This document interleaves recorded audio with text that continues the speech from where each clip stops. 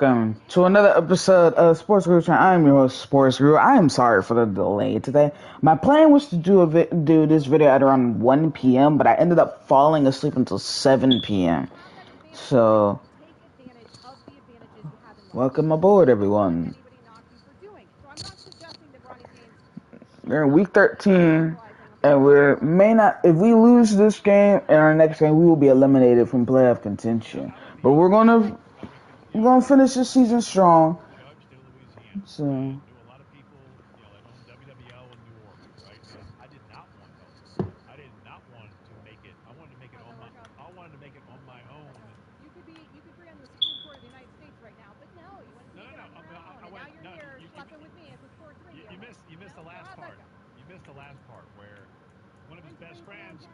Hey. What's up, Nash? I didn't want help. I did not want him to make that phone call. You could own that station right now. I wanted to make it on my own. So you can go one of two ways. You can lean into it, or we welcome you to the 2022 NFL season on the Madden NFL 2023 simulation engine. We're in week 13 and a little bit of a struggle bus. You're gonna win, I do. Look, the Commanders are a good team. Don't sell them short. This is the 2022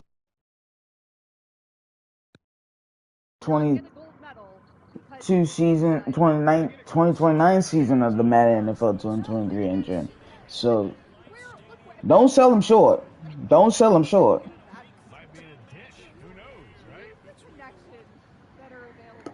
And running games should do that, but also then you make the most of those opportunities. And the reality is, the only reason that over 10 teams are trying to get you to do a pre-draft workout is because of the offers that have been afforded to you. Because you have the positions you have. And again, there ain't nothing wrong with that. Okay. Yeah.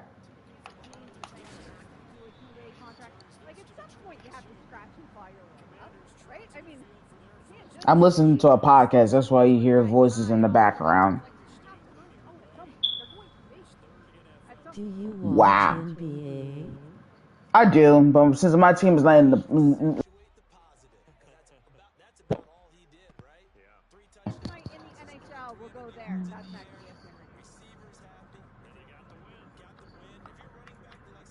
We have a goodbye theme tonight with our music because our associate producer Harry Black is leaving us. He is leaving us for greener pastures. He is headed to law school. Won't feel like greener pastures this next upcoming year for Harry, but after 1L, he'll be smooth sailing there. So congrats to Harry as he leaves us for into the zone faster and greatly reduced fumble. Good matchup.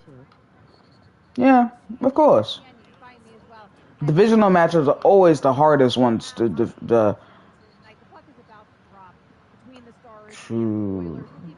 understand.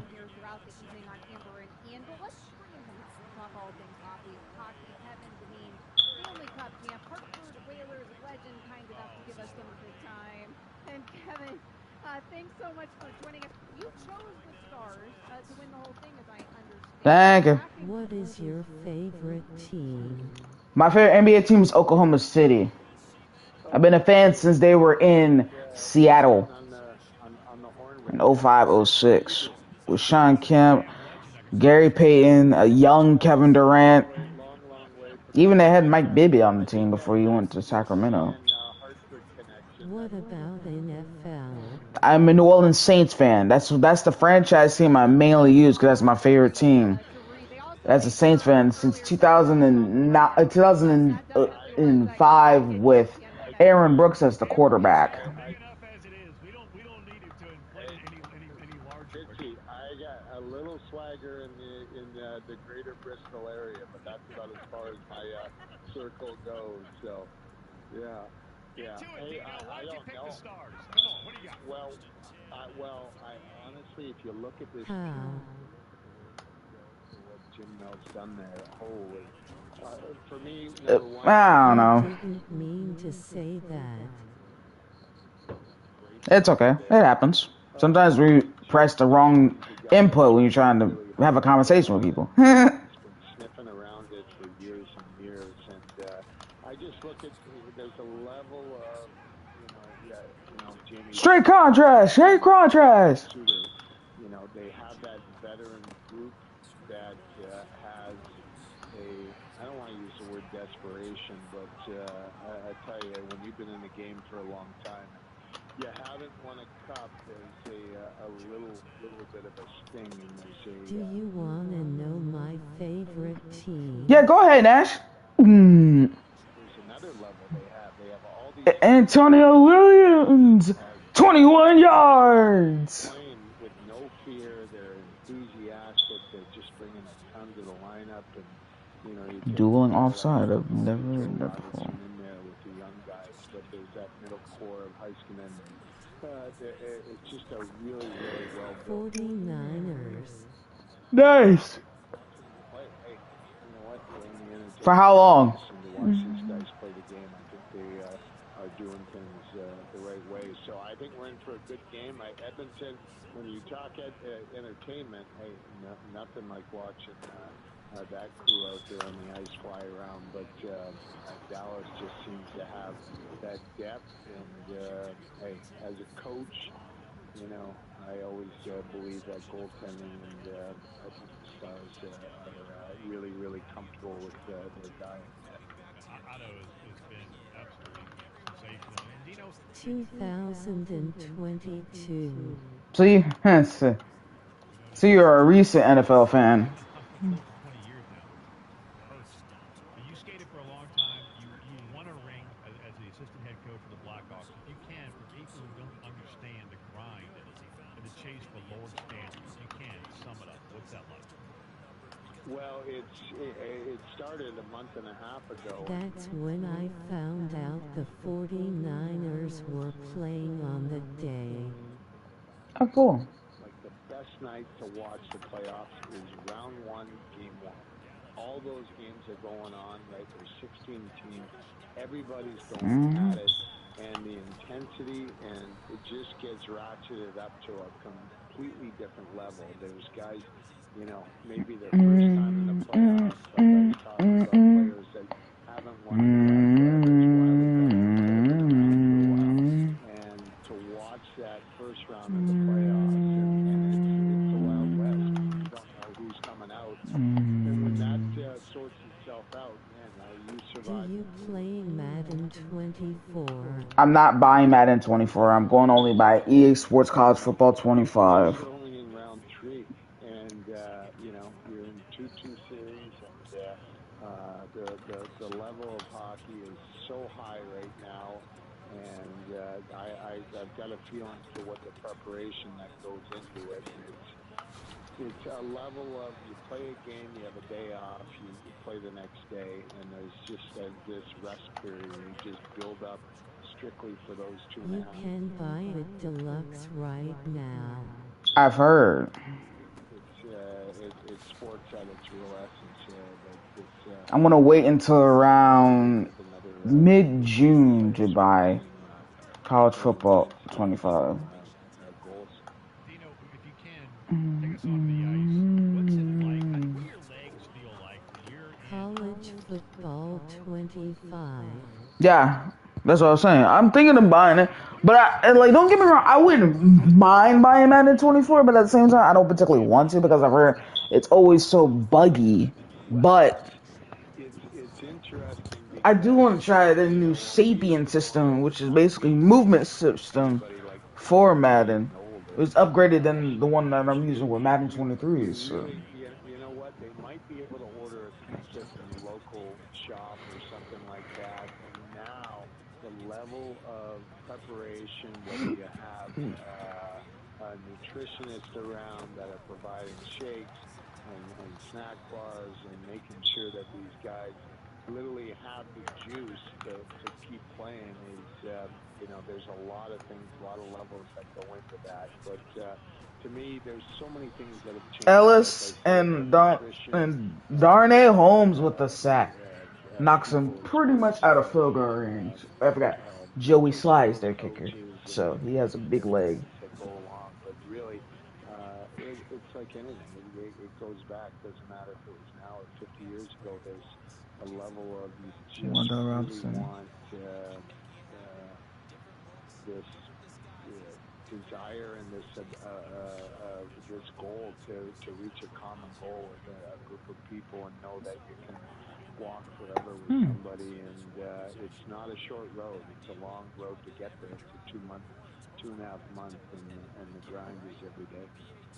Kevin Dineen, Stanley Cup champ, joining us here on Amber and Ian. Speaking of that grind, it's a grind right now between the Panthers and the Rangers. And I'm down here in Florida, Kevin, so I hear a lot of Panthers fans talking about, well, we're obviously the better team if you're watching this series.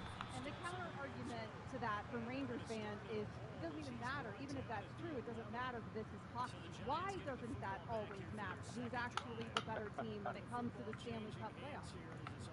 Well, I'm not sure if you went to any of the last couple of games, Amber, but I would say that the Rangers were well represented because you sit there and you watch the telecast and the Rangers would score. 5, It's like, 10, okay, I had to wait 15 to the until the 20 yard face-off line. to make sure that the game was actually in Florida because New York, they the Rangers. invaded down here. Kevin, you know. As the former head coach of the Panthers, he gets it. Yeah, you know all about it. These New Yorkers, they can't get enough of us down here in Florida.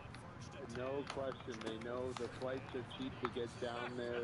They're used to Madison Square Garden prices, so they are more than willing to make the trek. But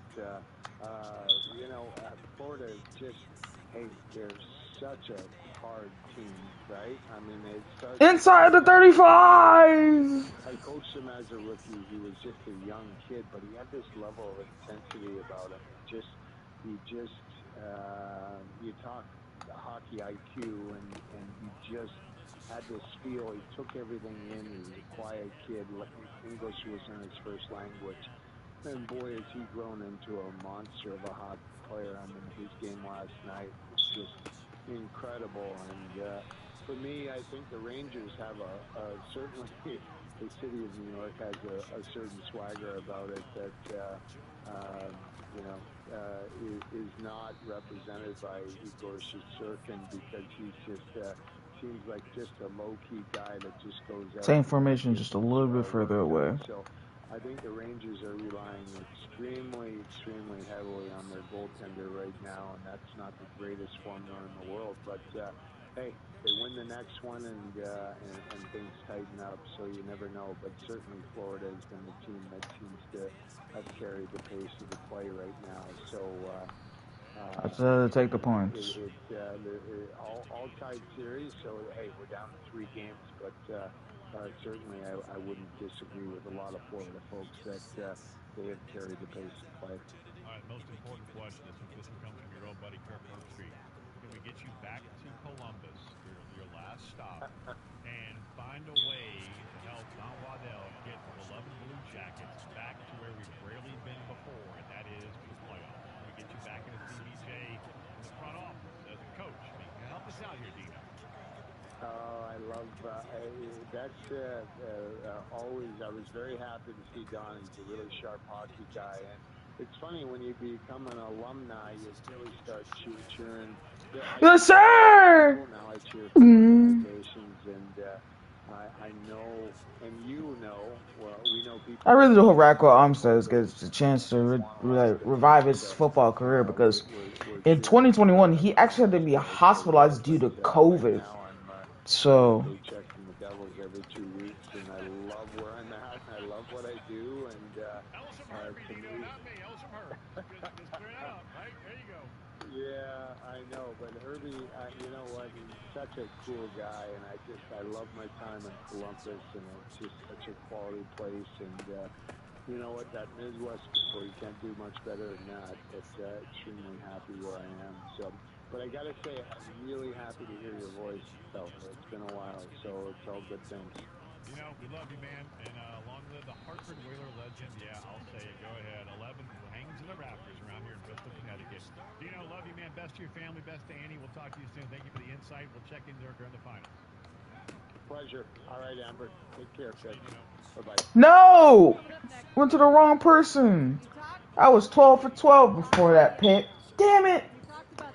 I was trying to throw it to Akins, but it went to Robinson for some reason.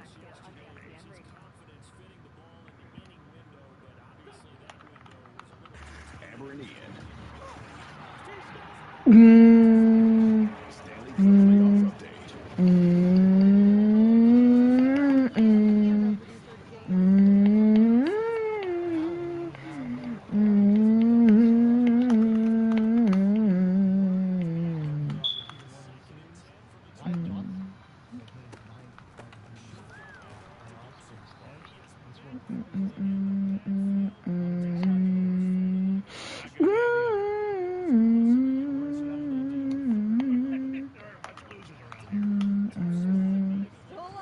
Offside. Defense. The defensive line of Montreal. 5-yard penalty results and a first down. In the first, Amber and Ian presented by Progressive Insurance. You can find Ian at Ian Says ESPN. You can find me at Amber W Sports. It's Major League Baseball. We've hit the NFL today's show. We've hit the NBA. We've hit the NFL. One thing we haven't done yet is the MLB. Let's get to it. Shohei Ohtani. He gets 14 in the season. He's been the best hitter in baseball pretty much all season. He signed a $700 million deal with the Dodgers in the offseason. I think at least a little bit of that money was because he was supposed to be a two-way player. But obviously had arm surgery. Apparently that's progressing too. Earlier this week, his interpreter said, quote, just progressively increasing the distance. So on Monday, usually anywhere between 60 and 70 pitches in that distance, which is 60 feet. And just continues to increase the distance. Bustroni, Sunday Night Baseball this week, had this to say about the trust that Ohtani has in the Dodgers. I'm sure that every day they're having conversations with him, and I would tell you this, that over the the last decade, as these conversations about load management have come into baseball, No! the team that has been most Damn aggressive it! that has been the Dodgers. So if they're talking to Ohtani and Ohtani's telling them, I'm good to go, then I would bank on that. And I would also bank on the Dodgers bouncing back. They're getting their pitching in order right now. At some point, the bottom four spots in that lineup, which have just been horrendous, they'll figure that out. They'll turn that around, whether it's the names that are in-house now or players that go out and acquire. All right, so the question here is Shohei Ohtani too good of a hitter to keep pitching even whenever he's healthy enough to do so? Well, he's hitting 353 right now, and he had an oppo bomb yesterday that I don't know if it's landing. I mean, it's ridiculous. He's breaking to left center, left field, dead center, right field. It's remarkable. Bottom line is, and to me, you trust the player. And if he says he's good, I don't think he's going to pitch this year. That's just me. But if he says he's good to go, inside the 45. You want to throw him out there for 2 or 3 innings, and your docs say, hey, he's good. Throw him out there. That's why you're paying him north of $750 million. That's just me. Over 100 years ago, the Red Sox had a guy who was pretty good at doing both of those things. But it became too much of a headache to have him deal with the complications that come with being a two-way player.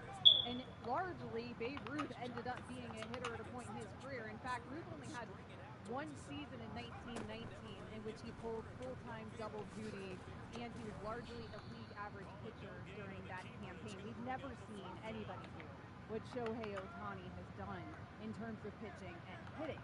Even Babe Ruth said all the way back then in 1918 when he was quoted, he said, I don't think a man could pitch in his regular turn, play every other game at some other position. What the fuck? Year after year. We've seen You've got to be fucking serious, but now guys. that we're getting this break here with the pitching, we're seeing, oh, right, he's like the best hitter in baseball, too. So, like, do we actually need the best hitter? You can't make this shit up. Be out there pitching? Well, I would say the counter-argument to that would be, I don't know, there's probably 700 million reasons why that answer could be yes, because I don't think you're getting that kind of money if you're just a hitter, even if you're the very best hitter. And I think that's the key, which is what Ian mentioned there. So, yes, we have seen this story play out, not in our lifetime. We saw it play out a really long time ago, and Babe Ruth ends up being far more of a hitter than he ever was, frankly, a two-way player. Nevertheless, Babe Ruth wasn't making they paying him that just to hit. Babe Ruth was also doing that, trying to be a two-way player on beer, bourbon, and hot dogs. Yeah, that's true. Well, it's funny because the rest of that quote from 1918, by the way, from Beirut, it goes on to say, I can do it this season all right. I'm not feeling it, for I am young and strong, and I don't mind the work. And that's what cracks me up, because I'm like, that's what we thought was young and strong in 1918. Beer, bourbon, and barbecue, and give me a That's baseball. what was considered strong in 1918. Times have changed a little bit. But yeah, I think we end up seeing Otani, maybe not this season, but we end up seeing Otani pull this two-way stuff again. He's getting paid too much money. Amber and Ian. Stanley Cup playoff update.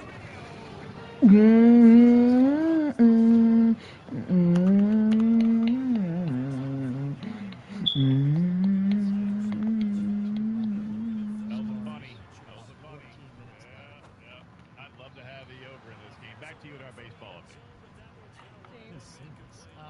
So, Major League Baseball incorporated Negro League statistics into the record books this week, which means Josh Vincent became Major League Baseball's career leader with a 372 average. Yeah, of course. Also became the career leader slugging percentage, OPS, moving ahead of Babe Ruth in both those categories. Quote, it's a show of respect for great players who perform in the major leagues due to circumstances beyond their control, and once those circumstances 95. demonstrated that they were truly major leaguers, they were finished beyond their control. What do you think about Major League Baseball incorporating these statistics?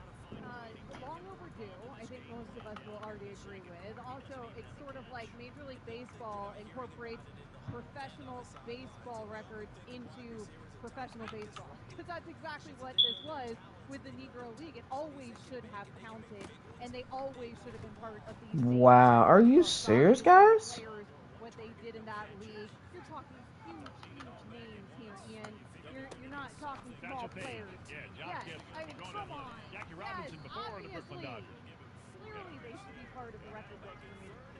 I'm long overdue, and remember, the ABA and Dr. J and Iceman George Gervin had to politic the NBA for years and years to have the ABA numbers incorporated into the NBA record books, and finally got that done. Long overdue, all for it, tip of the cap for Major League Baseball for finally getting that done. All right, one more real quick. Jeff Passan tweeted today, Paul Skeens had his fourth start in the major leagues today. His statistics in those four starts: 22 innings, 15 hits, 2 home runs, 5 walks, 30 strikeouts, 2.45 ERA, 2 batters per nine. And Libby Dunn is a girlfriend. I mean, he is the hardest thrower in all of Major League Baseball. Don't get hurt, Paul. Don't get hurt. Plenty more on you. Timberwolves will live to see another day, at least for a Game 5 tomorrow night at Target Center in Minneapolis. That comes after a 5-point victory last night in Dallas keeps them alive. Amber and Ian is presented by Progressive Insurance. Let's bring in some help with all things NBA. Tim Legler, ESPN NBA, Legs, kind enough to give us some of his time. And Legs, what was the difference last night with Karl Anthony Towns? Listen, that's what happens sometimes with shooters, right? You just never know when that switch is going to get flipped. I pat him on the back. I give him a lot of credit, because when you're struggling to make shots in a playoff series and you are the central focus of the conversation in a negative way, it can really start to get in between your ears and affects your muscle memory, because you're thinking too much, you're pressing. So he goes into that game. Obviously, you know the numbers: 22 from the 3 in the series, 4 for 32 from the 3 if you count the last 2 games of the previous round.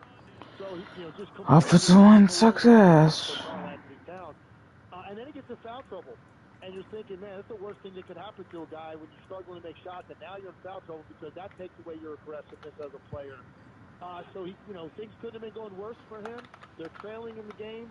And then he goes and he breaks out in the fourth quarter. He couldn't have had better timing for the Timberwolves. He just stood there in a very short period of time. I thought they were the biggest shots of the game. And just like that, a shooter is back on track. So we'll see if he can carry that into Game 5.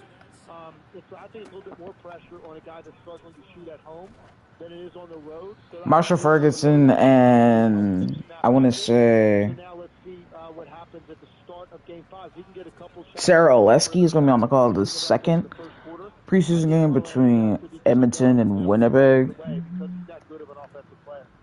Legs, it's not a massive name, but Gafford And actually, no, Dustin Nielsen, Marshall Marshall Ferguson. Mavs has been extraordinary. How much do the Oh, Mavs wow. miss Derek Lively, the rookie out of Duke? Yeah, a ton.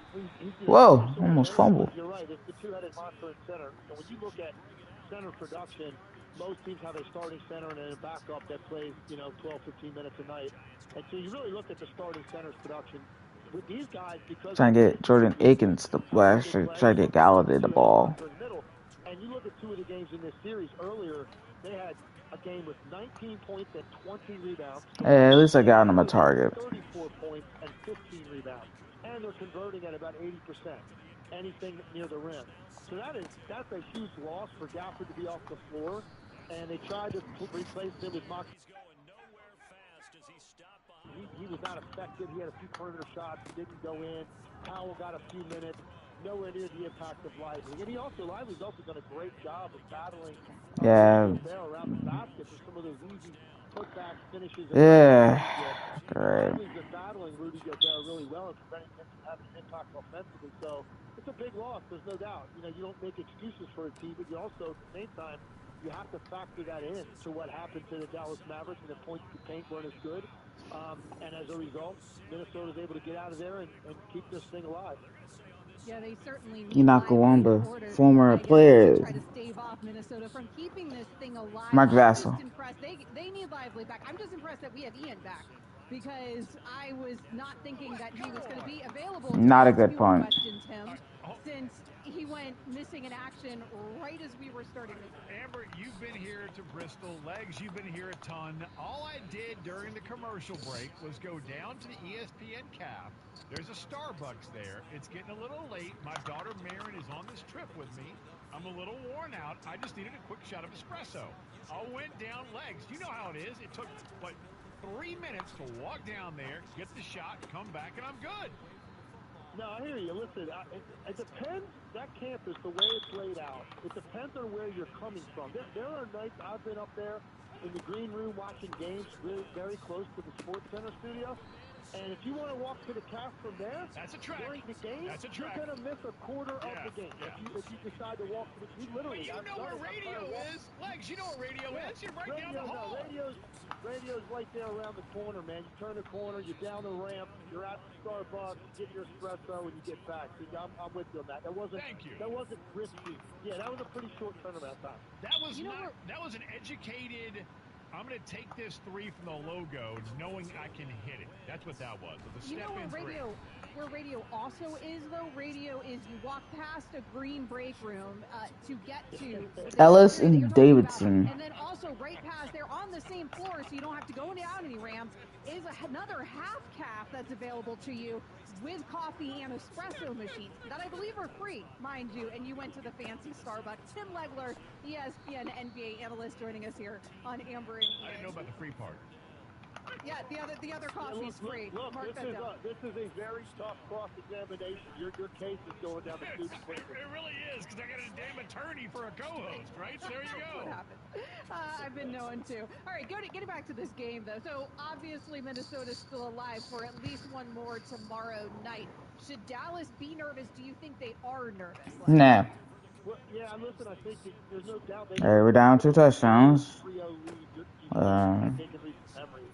And here's why. The games have been tight, obviously. Minnesota's got a big-time defense that is capable of making things tough on you on any given night.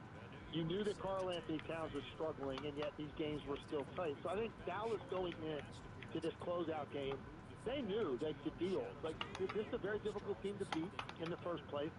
And if you give them a win, this now runs the risk of extending this thing out. And I was saying, when both series were 3-0, I was saying there's a completely different psychology with both of them. All 3-0s are not created equal, and here's what I mean by that. In the Eastern Conference, the lower-seeded team, maybe Indiana, dropped 2 on the road, then you come home, you drop game 3. Well, now here you are sitting there at game 4, and you're thinking, just like Minnesota, can we just win one game? Damn it! The difference is this, though. I got a punt. If you win that game, you go right back on the road and probably get closed out up in Boston. If you're Minnesota, because you were the higher-seeded team, you lose 2 at home, lose game 3. Here's the thing. You're saying if we win one game, we get to go back home And now, where you have home court advantage, you'll probably be favored in the game. Damn it. You get this thing to 3-2. Now you're going back to Dallas. All the pressure in the world is on the Dallas Mavericks because that is their last game. All right, I'll be back. I gotta go in get some this food. Game 6. So I'm looking ahead a little bit, but I just know the psychology of it. These are the kind of things you talk about as a team.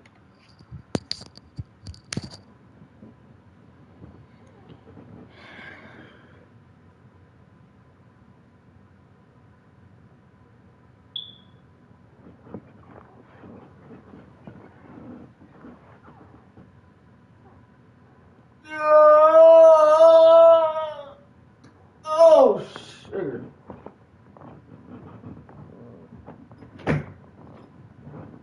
Oh.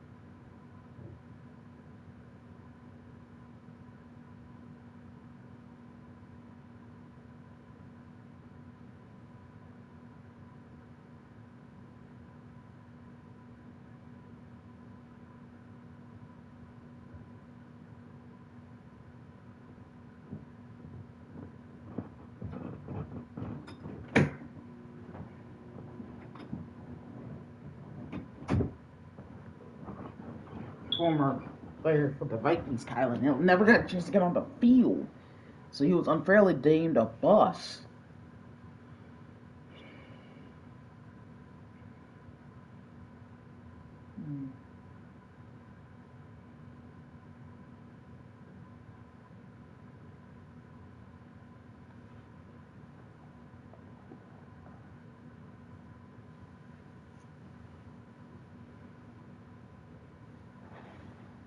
He about a 45-yarder.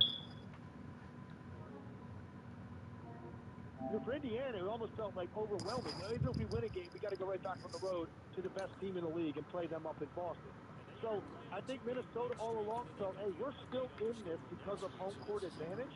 If we could just win a game, 2 out of the last 3, if we can push it to 7, we'll be in our building. And I think that's where we're at right now. So Dallas, The Timberwolves would not. They would get blasted in Game 5, and I do mean. Oh, McKinney! -5 coming into Game 5 at home. That's a big number. Open at 4, steamed up on ESPN Bet. Oof. Minnesota -5. Give me the T-Wolfies. I mentioned it earlier, and I'll take them again. I think Mavs close at 6, but T-Wolfies are a big favorite coming into Game 5. If you're the Celtics, Legs, as we wrap up here, will you give me 30 seconds on this? When you're watching this, I'm not talking about as far as who do you want, but matchup-wise, when you, as well as you know Boston and these two teams, they're still fighting for It's still early in the another first spot half. in the Yeah, NBA for Finals. early in the game. What's the best So, matchup plus, if you're I'm too Boston tired to get watching mad the about Mavs of anything. Minnesota? Yeah, look, if I'm the Boston Celtics, the bottom line is this. I want to avoid the best player who can control things, and that's Luka Doncic. Luka Doncic has the ability to control possessions, control pace of game, control tempo, control action, because there's nothing he can't do on that end of the floor. I know Boston's got great defensive personnel, and they got a lot of guys they can throw at Luka Doncic, but not very many guys really actually affect him. It's more about the scheme than it is the personnel that you throw at him. So you got to come up with something that's on point to defend him.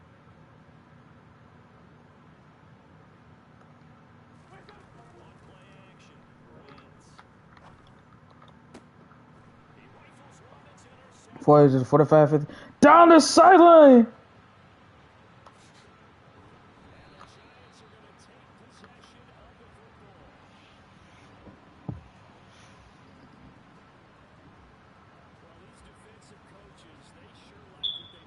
Mark Rowe.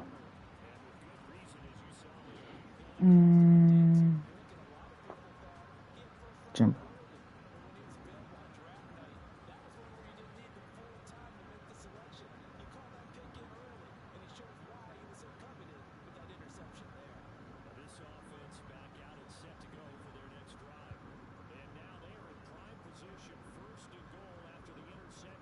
Why does this shit keep doing this?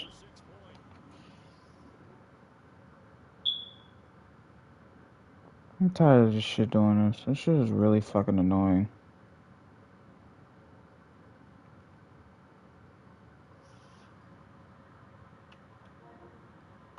It's more about the scheme than it is the personnel that you throw at him. So you got to come up with something that's on point to defend him.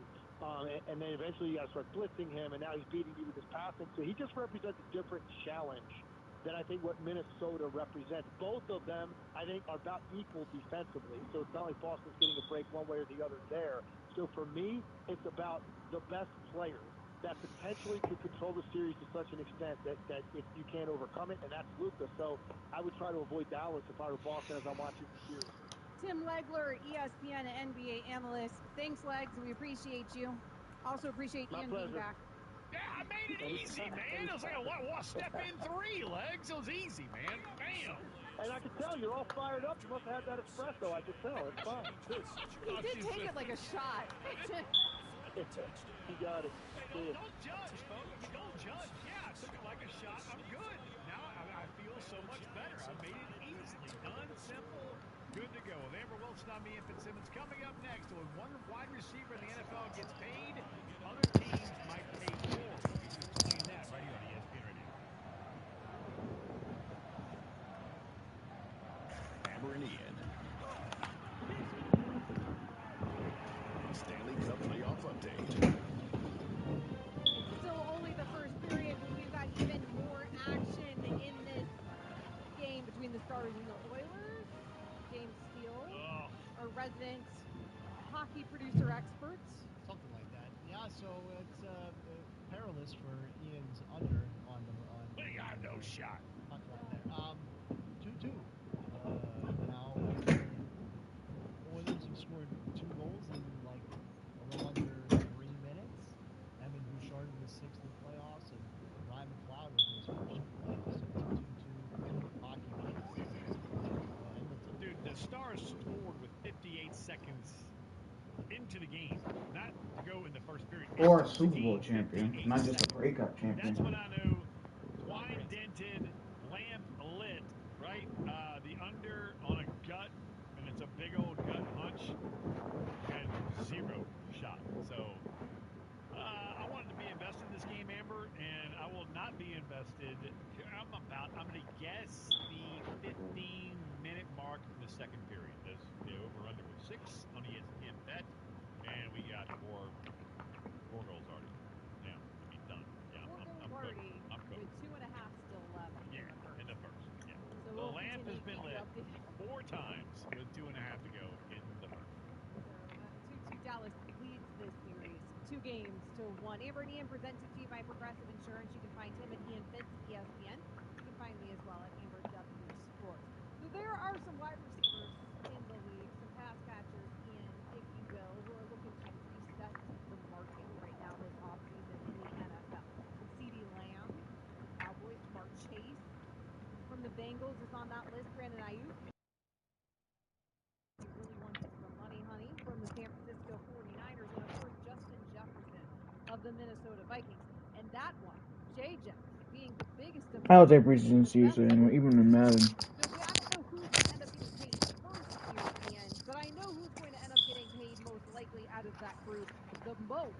And if you're one of those other teams, you might not want to see what Minnesota ends up having to cough up. But Minnesota didn't even want to see what Minnesota's going to end up having to cough up from Justin Jefferson. Because now, apparently, there are some rumors out there. And an actual report. Yeah, I need to do that Preseason Futures Challenge before June 6th. Was looking to make a move in the draft that would have led to a domino effect that would have meant Minnesota was trading Justin Jefferson. Here's Mike Florio on the Pat McAfee show. During draft night, I heard from somebody I've known for a long time and I trust who I think Lawler. happening with the Jimmy Lawler. The Chargers were contemplating a trade down from number 5. Jim Harbaugh, new head coach there, was all in on taking Joe Alt, the tackle from Notre Dame. There may have been some division in the draft room as to whether or not they should trade down, and I was told the Vikings were trying to trade up to get the LSU receiver Malik Neighbors. Now, Justin Jefferson wouldn't have been part of that package. I don't know what they would have done with Justin Jefferson. All I was hearing that night, and Chris Sims, who's with me on PFT Live every morning, heard the same thing separately from a different source, the idea that the Vikings were trying to New get music from last year. Now, Charlie Walters of St. Paul Pioneer Press followed that up on Sunday with the 2-for-1. Justin Jefferson would have been traded after and separately from Malik Neighbors being acquired if they'd moved up. So you can connect the dots, even if he wouldn't have been involved in that trade. We already were hearing before the draft that trading Justin Jefferson was a possibility, and none of us No, why on earth? No, because why on earth would they do that? You have to give up a 2025, a 2025 first, a 2025 fourth, a 2026 second rounder, and a 2026 fifth round conditional pick that could have been a third round pick if he would have played 75% of the snaps. The Dallas Cowboys, I'm the Cincinnati Bengals, right? And Brown family, Jamar Chase. I am wanting to get my deal done first. Why? We have Nico Collins, Houston Texans. Just signed a 3-year contract, $52 million guaranteed. I get balls for the second half. $24 million and change, right? So when you think about the full boat, if he gets incentives also, it's $72 million over 3 years. But that's the funny money, right? We just look at the actual take-home cash: $17 million signing bonus, $52 million guaranteed. If I'm Jerry, Amber, I'm trying to get CeeDee Lamb done on the heels of this Nico Collins contract, because when Justin Jefferson gets paid by the Vikings or whomever is paying Justin Jefferson, I don't expect him there. As he gets paid. If you're after that, everybody else's contract goes up. Jamar Chase's value goes up. CeeDee Lamb's goes up. It's the same as the quarterback world. You know, when anytime a quarterback that was a nice point. sets a new market, right? Like Jared Goff. Everybody else goes up. Dak Prescott's looking at that going, Jared Goff just got what? Yeah, he's been to an NFC Championship game. I haven't, but his value just... He been to a Super Bowl. So, any NFL team... Yeah, but hey, numbers, you make numbers dance any way you want. Bottom line is, you know, you take a team that advanced in the playoffs, that is where your value really skyrockets. Like Brock Purdy right now, yeah, I mean, he's putting up numbers, but people look at him because of the Mr. Irrelevant. Touchdown Pacific. Doesn't matter. This year, touchdown Atlantic. Contract is up. That dude is This year's when the Grey Cup's also in Vancouver as well. BC and Edmonton. I am trying to get ahead of the Justin Jefferson contract on the heels of what Nico Collins just got paid by the Texans. Because if you don't, all you're going to end up doing is paying even more. I understand what we do with quarterbacks, and then we make this big deal about how quarterbacks need to be on a rookie contract to be deal in real money in the NFL because you need money to be able to pay these guys out. Yeah, does not stand up anymore because otherwise we can't. Mahomes, right? I mean, Brady for you. We can go on down the list, right? Damn it. Discounts, you could argue that. Mahomes now is underpaid because he's, I think Mahomes is making, what, 40 per right on his front. Now he's underpaid because all the contracts that came after. So now it's 50 per. Yeah. But the point is, right, that old adage doesn't really hold up as much when it comes to the quarterback because what the backup receivers have always said. Now I feel like we're kind of doing that with the wide receiver position. And now we're in a world where teams are looking to the draft because now we have to have a wide receiver on a rookie deal because otherwise our wideout is going to command 30 or 40 million per. And that's where the market is headed. Tyreek Hill makes $30 million. He's the highest paid wide receiver in the National Football League. Is Justin Jefferson going to reset that? Yeah. Oh, not even yes. Yeah, he will. Right. Absolutely. And so that's why Minnesota was, I guess, considering if we get this other receiver high on the draft, yeah, but you need more than one wideout. I mean, you need a backup quarterback, right? I mean, I go back to the story that Bill Polian once told us, and it goes to the draft board of need versus highest rated player on your board. They had a dude named Marvin Harrison in Kansas, and they need another wide receiver. Technically, if you want to go by this adage, no. But Reggie Wayne was the highest rated player on their board. And so they're arguing over, well, do we need to spend this high of a pick on a wideout? We have Marvin. Finally, Bill Polian stood up and went, what are we bleeping doing? We put together the board for over a year. He's the highest rated player. We have him there for a reason. You need more than one wideout. We're taking Reggie bleeping Wayne. You know what happened later? A Super Bowl. So you need more than one. And if the Vikings are going to move up to go get an elite neighbors, you know what? Great for them. But you still need Justin Jefferson. I mean, and you have a complement of one like Wayne and Harrison. You have more than one weapon. You need, like, the Raiders are being ripped for taking Brock Bowers because they took Mayer, you know, the tight end out of Notre Dame last year in the second round. You need more than one tight end. But every position gets reset every single year. Whether it's left tackle, guard, center, running back, the market gets reset. And right now, Justin Jefferson is about to reset the wide receiver market. And that's why, if I'm the Cowboys, if I'm the Bengals, I'm trying to get my guy signed now before that market gets set to a higher number. And to your point, I referenced Tyreek Hill being the highest paid. Miami Dolphins. Oh! How fitting. Right? They weren't trying to move on from him or not draft him because they have availability at the wideout position. I don't understand why this would have necessarily meant that they were definitely trading away Justin Jefferson, but that's been the discussion here for a little while. And the rumors, fire, but alas, they do not end up drafting neighbors. They end up moving on from Justin Jefferson, which means that JJ is about to get paid. That's what's about to happen here in the NFL. We have lots more about to happen here on ESPN Radio.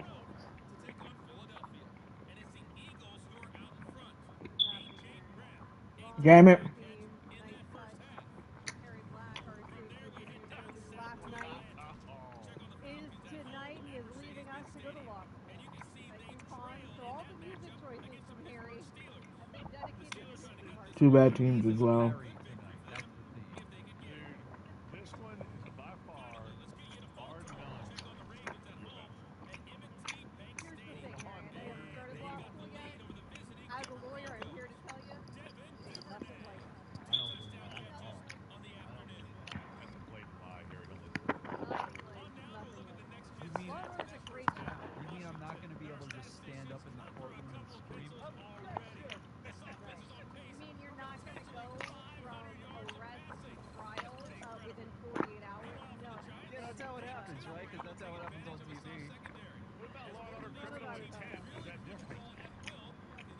Well, my favorite part is that on all of those shows, and there are some aspects of Law and Order that frankly are more realistic than other law shows, but on all of those shows from court, you have to speed up the process by, 2 years. Like, you make things happen within 2 days that take quite literally 2 years to happen.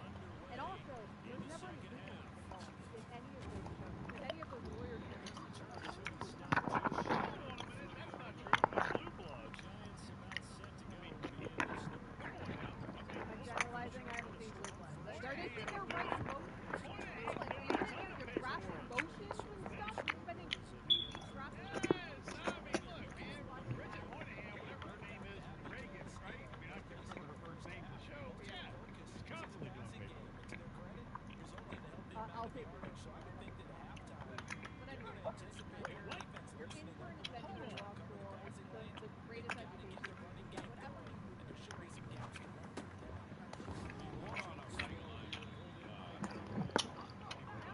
Now he's in UConn, Texas. Dude, that man bled and sweat on a football field. Wow. Left half of my right Well, knee hold out on. on He's the about to practice bleed. field. He's also about to bleed and sweat, but a very different. I want to go back to forget football. Oh my god. Big deal, not a big deal for 60 seconds. Did you just say that you've never watched the Blue Bloods?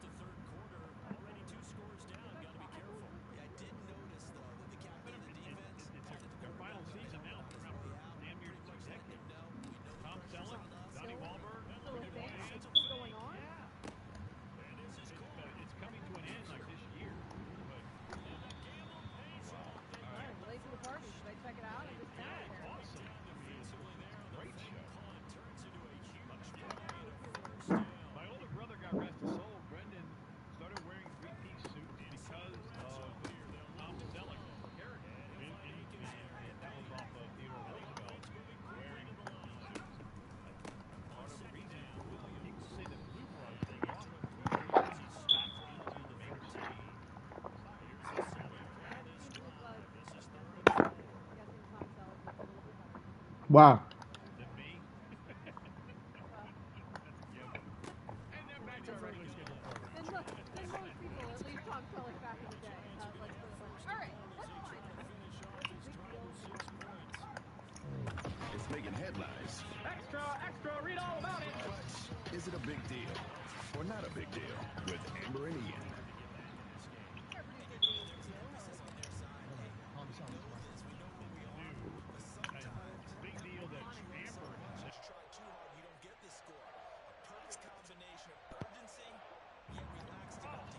Have you seen it? I watched Harry, have you seen Blue Harry, Hello. have you seen Blue Bloods? I knew Tom Selleck was in it, but I have never watched it. None of us have seen it. I don't care for it. I'm a white collar type of guy when it comes to the shows.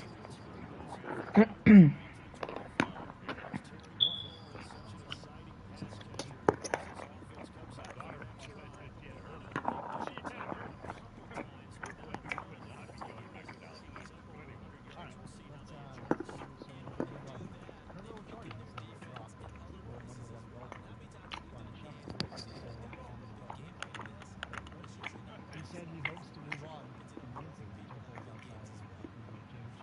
One quote I heard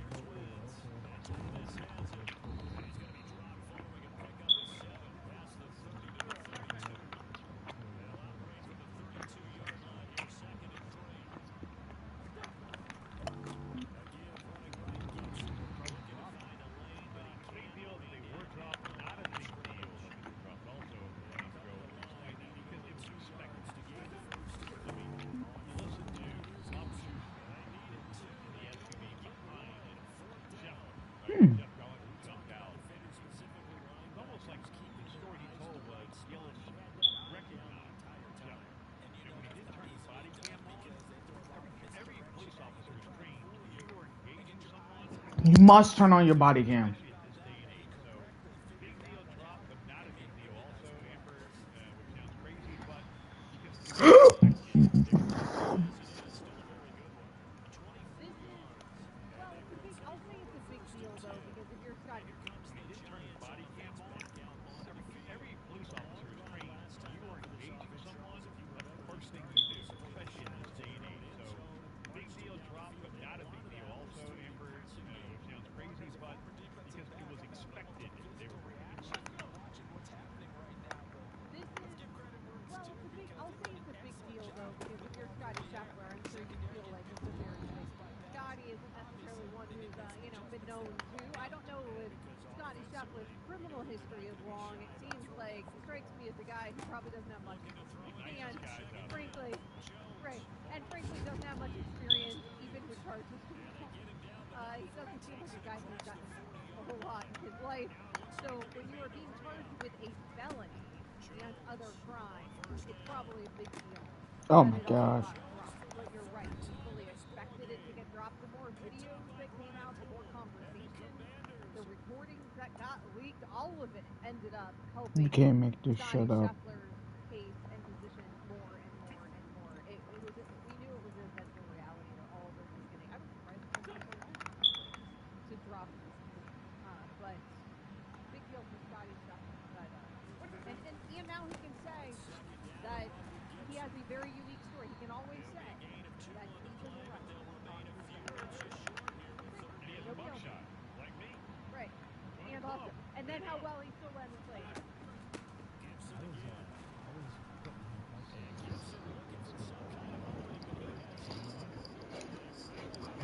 I've been blessed enough to never have that happen to me.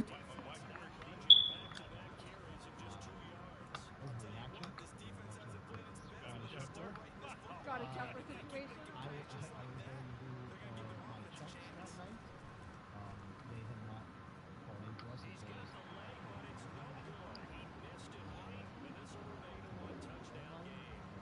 across the red line to very possible.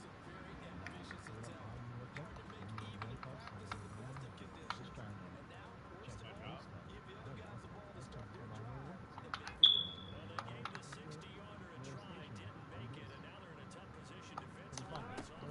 James Steele has his own Scotty Scheffler story. I don't know why I lobbed it. Can be the world's #1 golfer, but close.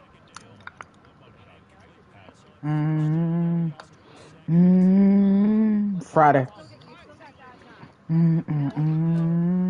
Well, I mean, your wife, you still got that little bad boy in you. She likes a little edge. You like that one time, honey. Saying a long-term contract is perfect. The year goes to 2019. Sources told ESPN representative Steve Ballmer and president Ross Tucker want to make the deal. Negotiations with his agent quote, this is not what I needed. We're sending a statement. I've loved coaching this team for the past 4 years, and I'm excited to head into a new era at Indy. Not a big deal. 3 picks. A thankful deal to LeBron James because his existence and the opening that is available with the Los Angeles Lakers is why Tyler ends up getting this contract extension to the tune of $14 million per year. But overall, not a big deal because frankly, all knew this is what Steve Ballmer was going to do. And he was going to try to lock up the even further. He wasn't going to give him any reason to go across town or in this case across the arena and join that other team in Los Angeles that reportedly would have been interested in Ty Lue, and LeBron James, we know obviously, would have liked to again play for Ty Lue. So when you have the richest owner in sports, what does he do? He just pops up more money, make sure that he stays put with the right people. What she said. All right. Steelers footing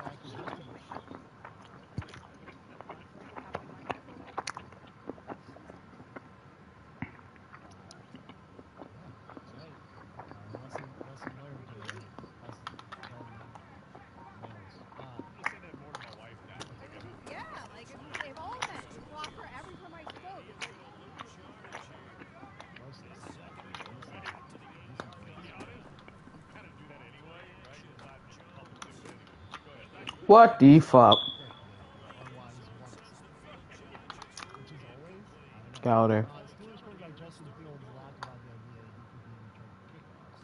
The 2021 first-round draft pick who was traded to the Steelers in March addressed the now viral idea from teammates Jerry World and special teams coach Mike Smith, saying Fields could be an option to return kicks, but I think everybody kind of interprets it now.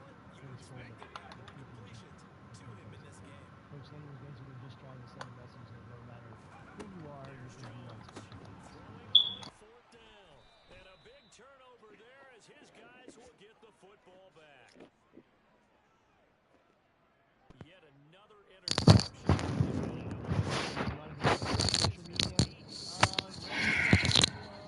Seriously, whenever it was just a joke.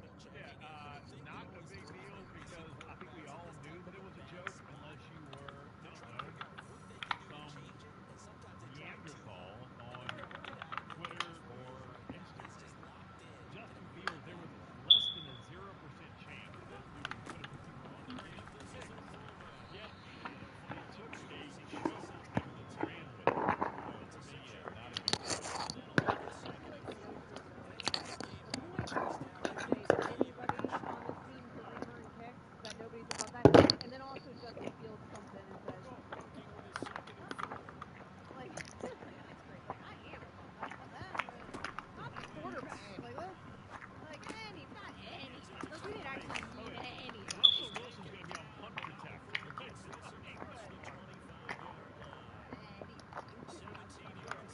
But yeah, obviously, not a big deal. Coming up next year on Amber and Ian, we'll get you a hockey update right now. Dallas Edmonton in action as the second period is going on, and get you an update here on the other side on ESPN Radio. We're saying so long and farewell to our associate producer Harry Black. His last night here, not just on Amber and Ian, but at ESPN Radio, as he has headed to UConn Law School in the fall, and he's decided to play hooky all summer long. By the way, Dallas Edmonton going at it right now in the second, about 15 minutes left in the second period. See who ends up being able to extend this series. Dallas up 2-1 right now in this series. So back to Harry. Yeah, well, look, for people who don't know, Harry Black played offensive line with everybody in line. Played Big Ten football for 4 years. You look at the guy, and you never know it. He's got the flowing locks. He weighs about 210 now. I mean, he's got a bodybuilding competition. Yeah, I mean, muscles in his toenails. So Hey, you. look at this guy going, how did he play offensive line and weigh 310 pounds at Illinois? It's just not natural. But bottom line is this. We have a couple questions. If you want to put some flow into this, you can.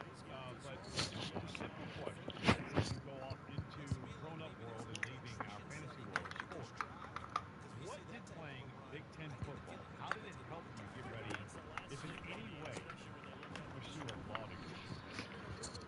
That, I don't know how it at all. I mean, I guess the one aspect, and I really don't even know what law school is going to be like, which thankfully I know in asking a couple people who have went, like Amber, and Amber, I don't know if I've asked you this, but like my aunt, and they say, or at least my aunt said, she had no idea what she was getting into when she went there, which is encouraging to me because I have no idea what law school is going to be like.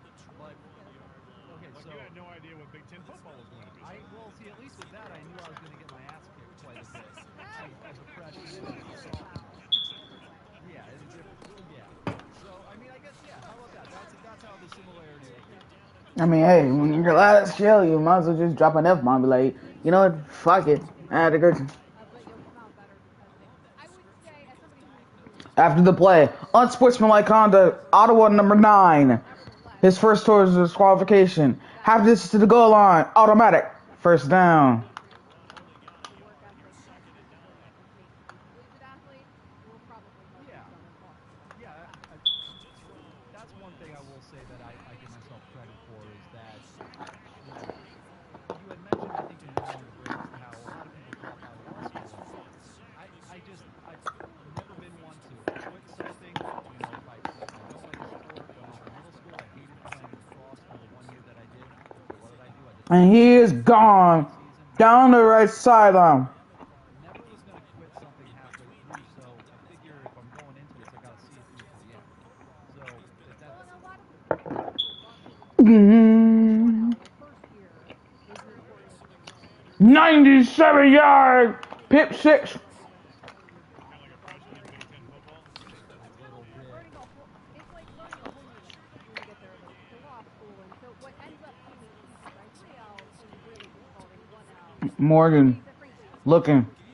Throws it over the middle. On the left side, it's intercepted at the 10, 15, 20, 25, 30, 35, 40, 45, 50, 55, 50, 45, 40. Down the right sideline, he is gone. 99-yard pick six. End up getting so much more accustomed to it. And then after, like, you know, a couple years, if you're still feeling it the same way, then maybe it's not for you. But doing it a few months in, it definitely feels. That's what those are, wood cookies. You're wearing the Illinois bandana right now. So, who was the toughest player you ever went up against? Now, for people that don't know, you're 30. You're going back about a decade of playing some Big Ten football. And I've never asked you this. We've never asked you this. Who was that number one guy you're like, son of a, I got to go up against this dude again? That's a good question. The ones that come to my mind are, I mean, obviously the ones that come to my mind are still playing today. I had to go up against, not a lot, but the times I had to go up against, I went up against Delon Sue. I think he's on the Jags. I think he's on the Bills now. And yeah, so that was me. I don't remember ever actually playing him. But I do remember my proudest moment when I was, on the practice field was one time I went up against Jihad Ward. Who's still on the Ravens, yep. It was like kind of a semi-walk-in kind of thing. And I was pass protecting, and I was able to get a good angle on him where I actually knocked him over. Look back at the film, he 100% like stepped on someone else's foot and just slipped. But hey, that's a win for me. That's a dub. You take it, dude. Yeah. Like, cut that up and show your grandkids. Yeah, I'll just show me like a still shot of me over him. Like, yeah. Oh, yeah. You see what Granddad did? That dude played for the Bills, and I wrecked him, right? Those are the memories that you can take to law school that nobody else in law school is going to have. Yeah, when I'm failing miserably that first year, I'll just remember, you know what? At least one time I semi-pancaked someone who's making millions of dollars now. Anybody else remember the movie Little Giants? You know, or is it just me? I've watched it. Yeah. That one, you beat Harry down Hog Hill at one time. There you go. So. Never heard of Little Giants. I've actually never heard of a lot of movies that you talk. It's been a blast having you around here, dude. Because anytime we had a holding call that was a controversy or anything offensive line or D-line related, we turn to Amber. My man, Harry Black. Yeah, now we don't have Harry. I do have a question that's not Big Ten football related, though, because one of the reasons that you have decided to go to law school is you got a taste of this world over here, and you decided that this is not what you want to do. Why not, Harry? Why don't you want to be in sports radio for the rest of your life, Harry? Oh, that's you know what? I'm only going to be here for another couple hours. So. Yeah. How much time left before?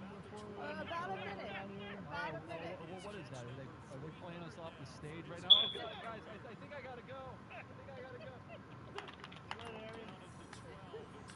We're gonna miss you, partner. It's been fun in all seriousness. 30 seconds. He won't keep doing that. He avoided that question, right? I mean, Yeah, well, that's half of it. Half of being a lawyer. Side stuff, the stuff that you're not actually in a position to do. Yeah, there you go. You're already passing it gloriously. We wish you the best of luck. Good luck in law school, Harry. You're making the right choice. A couple critical Game 5 tonight. We will take you up to the puck dropping. The Florida Panthers at the New York Rangers. I have a nervous co-host. His name tonight Jonathan Zaslow. It was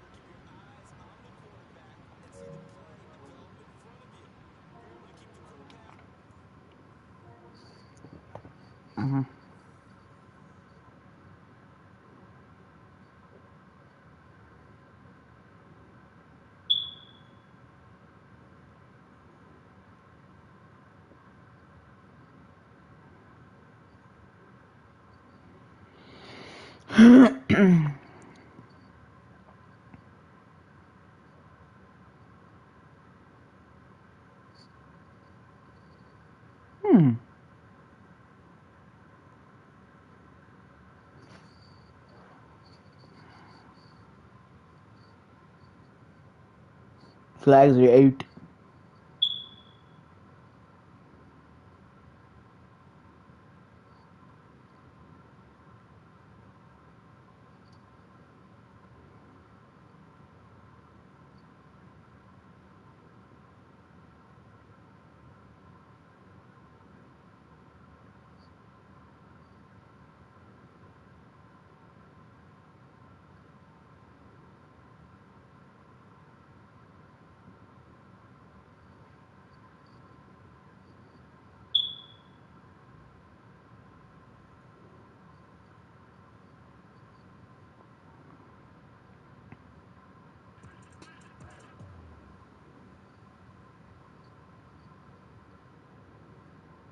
Now's a good time to remember where the story of tequila started. In 1795, the first tequila distillery was opened by the Cuervo family. And 229 years later, Cuervo is still going strong.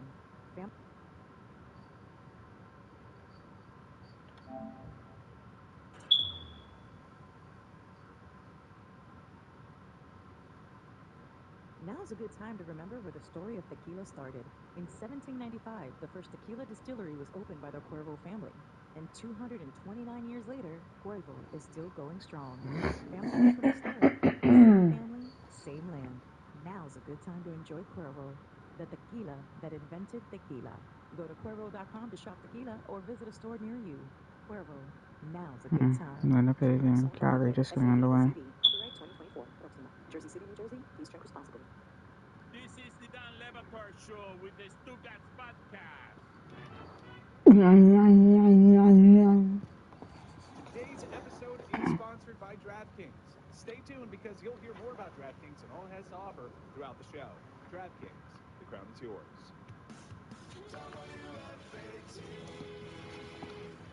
When your team is losing and you want to fight, WFAT will make you feel alright. When your dreams of glory have come I'm down 13. WFAT, you'll be your greatest friend. Betty is a sign and see.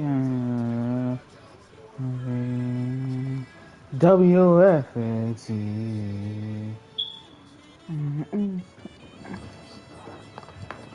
Turn around us. This aggressive saxophone gives off a lot of 80s. What about saxophone? You feel like that's sexy? You're feeling the sexy in that saxophone? It's aggressively sports radio, and this is a glorious day in New York when you can have the feeding frenzy around a team that's disintegrating. I'm going to get into some of the details that happened with the Mets in a second. Welcoming in Charlotte Wilder and Amino Hassan from Oddball today. We will get to all of their areas of expertise in a moment, but I do want to celebrate what I think is the greatest day for Mets content since LOL, Mets is still alive. ago, having the highest payroll in baseball, and a book was written about them. The worst team money could buy. And I believe some of the scandals involved either Brett Saberhagen or David Cohn throwing bleach at reporters.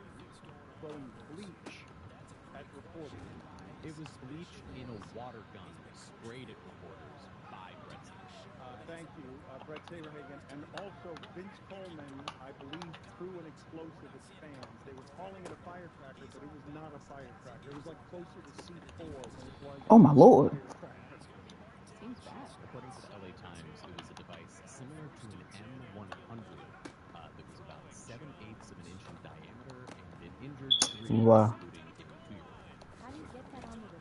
Did he throw No, it it wasn't on the field. No. It was an incident off the field. But basically, he threw a stick of dynamite at a 2-year-old.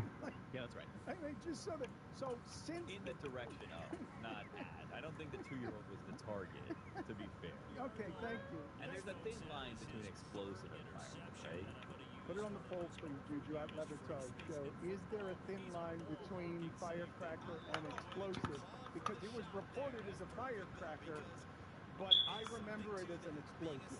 What is a firecracker? It's an explosive. Okay. It is. There's no thin line. Right? What is it for? Is it a celebratory? JPP lost fingers, not over explosives, over firecracker. That's correct. You put enough firecracker together, it's going to be a large. I think one of the Kennedys. Good. Charlotte, not an excellent constitution if you don't know that and don't have anything to follow it either. You just had a random thought. You can keep some of those to yourselves. Great Kennedy. Sorry, I'm giving you content, Dan. No, I'd like the content. I'd just like it confirmed and you to have more of it once you throw it out there and then immediately retreat because you don't have confidence in what you just said. I'll work on it. You're making confidence. There's a thin line between fact and fiction. Thank you, Billy. You don't want to start doing that, Charlotte. That is the wrong ally for you to choose. You will see everything explode in your face one day, and he will run away howling. Firecracker or explosive? I thought it was one of those New Year's Eve. They foam apart and they explode. What is that? The party saver? The popper? Yeah. But they don't make that noise. They just Hold on. Okay, maybe you guys are using That's not an explosive. A party saver. It explodes. Hold on. Dan is saying this commercial is a thing because for years you wielded that weapon towards other people. You never got shot with that thing, did you? The hell? Hit the wall? Confetti pop. Yeah, you were out here just gunning people down.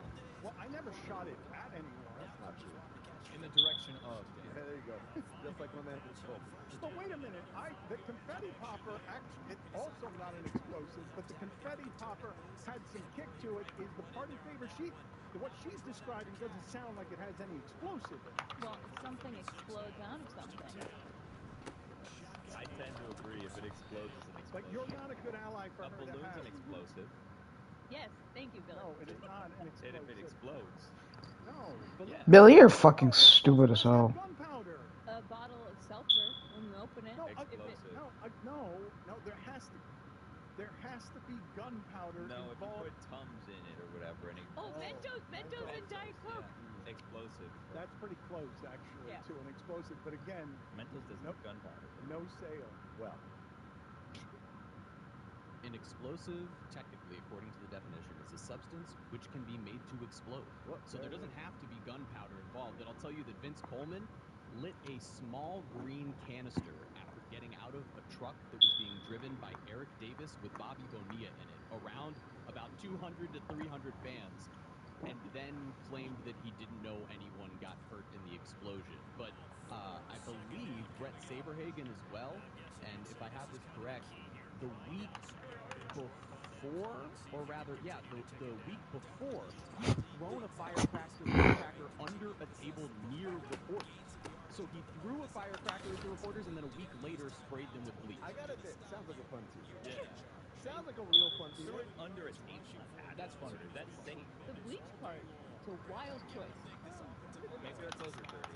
You know, like, just imagine covering some boring team that's losing. No, you go to honey, how's work today?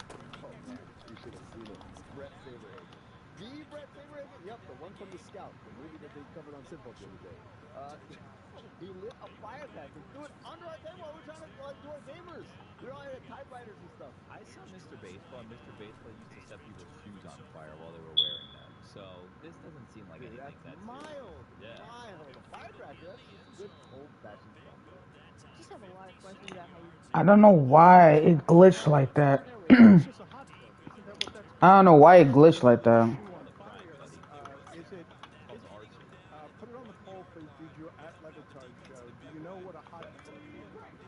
that's what it's called. Sounds like a dance from the 1950s.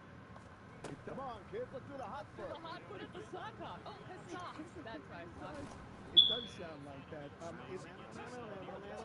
foot, everyone. It also sounds like Jeremy is saying that Vince Coleman rolled a grenade at fans. I was It thinking sure that sounds too. like it. Green canister, but grenades don't have a fuse that you light, so that's the difference. With mine, yeah, you pull a pin. Burt Blylevel. Yeah, Burt Blylevel. Earned the nickname the Frying Dutchman because of the hot foot, because he would do it so often. The Frying Dutchman. Oh man, what a time that was. What a time that was, man, when sports was just fun. Just guys hanging out, having fun. Now everything is so, the business, the contract, the politics, all this other. It's just we just light people's shoes on fire and we laugh about it. People just want to play each other with Greek. What? Still sit in the penalty box. Don't. She's right. Billy, I need you to be responsible today. Billy, I don't need you to concentrate on helping everyone else's anarchy. Please, we've got a thin room in there. Please, just once in a while, don't do the thing that causes more anarchy. Just to clear something up, Burt Blylevel. Yes. Not Brett Saber. No. But Billy, concentrate on playing the note that sends her to the penalty box because you're responsible for executive producing today.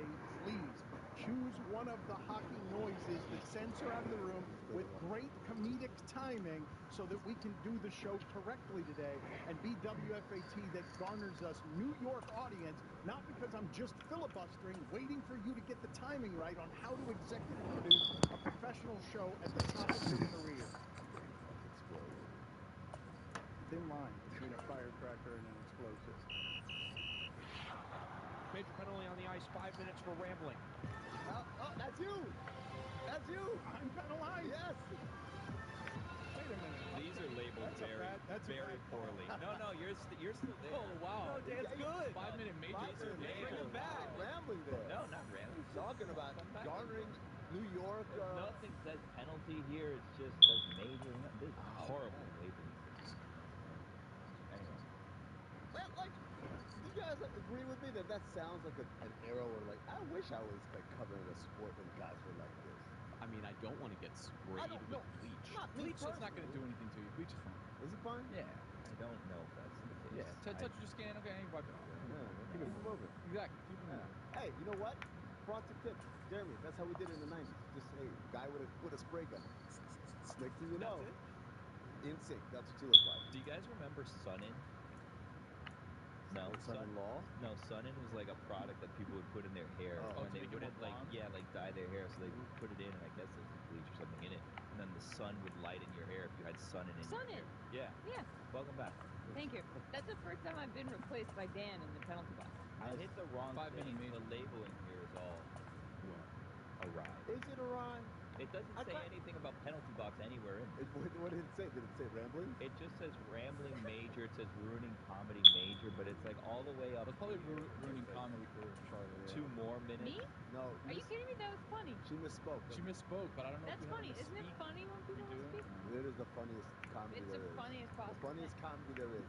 One of your There's friends. nothing worse than making a point that you misspeak on, and then you have to like completely disavow your point and just walk out of the room basically. Yeah, you have no leg to stand on. It happened to me the other day where my brother just got an ACL surgery, and we were talking about Alex Smith and how his ACL, he had like 1,000 ACL surgeries because of a broken leg or whatever. And I'm like, your brother's injury does not compare to Alex Smith. That's what I was trying to tell him. That's what I was trying to tell him. And then what I was saying was the manner, and then I said the manner like some sort of like English statesman. Yeah. What I was trying to say was the manner in which he broke it was different, but I said the manner, and then I was like, all right, I'm out of here. I literally left the house and walked away, drove in my car, and drove back home. Charlotte, I was like, I'm done. Yesterday, Dan was trying to make a point about the F1 race in Monaco, and for some reason he pronounced it Monaco. That's really In good. Dan's defense, Monaco in Spanish is Monaco. Is that how they say it? Yeah. Is it? Yeah. Correct me if I'm wrong. Monaco is in France, correct? Well, it's its own little thing. Yeah. It's located to the south of France, but it is its own little thing. Monaco. How do you even say that?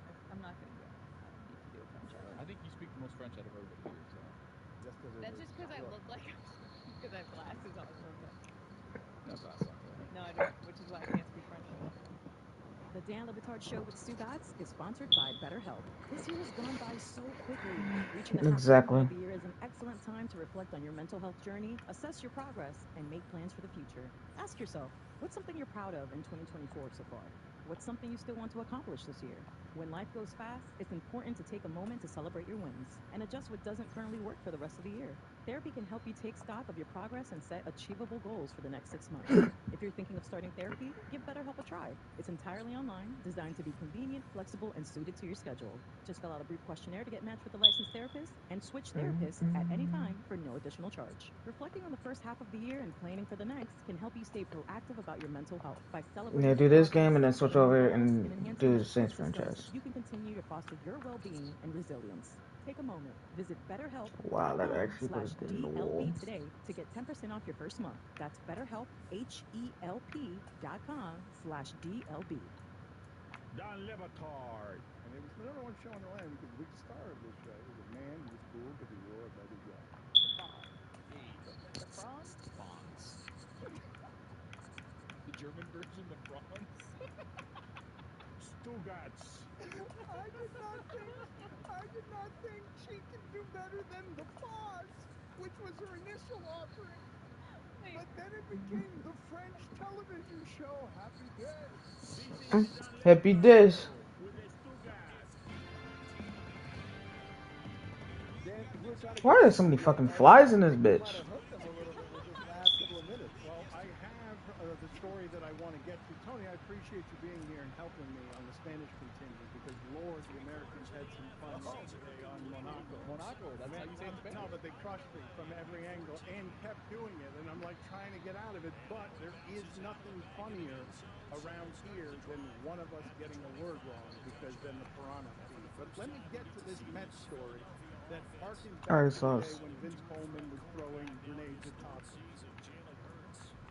Yesterday, during this ridiculous season that the Mets are having, and they've got a disaster on their hands because they've got fewer wins than the Oakland A's somehow. Oof. The payroll is ridiculous. Trouble blocking and receiver icons are hidden during play. $1 million, and they have like a three-game lead on the Marlins for the worst record in the National League East. And if it wasn't for the trade deadline, where the Marlins seemingly are going to dump everyone, they'd have. I think the Marlins would pass them. Like the Mets are a disaster while having the highest payroll. Their owner, who's also the richest owner in baseball, is also kind of telling everyone, "Yeah, we're gonna rebuild," which is why they got rid of Max Scherzer and Justin Verlander last year. They're a disaster. Steve Cohen spent all the money and made a big splash, and like you said, bought the free agents, and it has been really bad. And yesterday, Wow. Juan Lopez, Thank you. they got a lot of leads flowing, and as It's a live football. dugout, he hurls his glove into the stands. Do we have the video of that, or Makes a catch in the 35 to the 40 for 45. Breaks like a fumbles the ball. Cordell Flock forces the fumble, and Julian Love recovers. because let's see what happens here, and you will see Lopez disintegrate. Will Smith home run capped by a Shohei Ohtani home run. Ohtani's first home run here at Citi Field. Give his home here to the Angels. First pitch, someone just got tossed by Ramon De Jesus. Who knows? I think it was the third base on. Yeah, it was the Jesus. De Jesus has got a short fuse. And he threw Lopez out of the game. What's that all about? I don't know. It seems This ends up resulting, by the way, in him losing his job. He gets sent out of the major leagues. He was demoted after, I don't even know if it was this or the press conference after this, but he's disgusted with himself. He's disgusted with everything that happened. Okay, so Hamilton makes it to 1911 lead. Somehow all that video we played didn't have the glove being thrown into the stands. Headed in. Well, here it is. There it is. Yeah, there it is. So headed into that inning, it was a 3-3 game, and if you notice, when he was ejected, it was a 9-3 game. So things were not going well for the Mets in the 8th inning. You know what's funny? Like, ejections in baseball are so different from ejections in, like, basketball. In basketball, the player gets ejected, you hear the crowd go, when it's a home crowd, and like, oh, it's a road crowd, like, yeah! And then baseball goes, huh. No, it's just because there's nobody there. It's not, that's not, usually that would result in a bunch of people booing. Can we see how high he tosses his glove? Because this was a very casual toss. Well, he has to throw it over the net. Remember, there's all that extra netting now over the dugout, so he's got to arc it over that thing. Shout out to Bobby Schmurda. That's a really good play.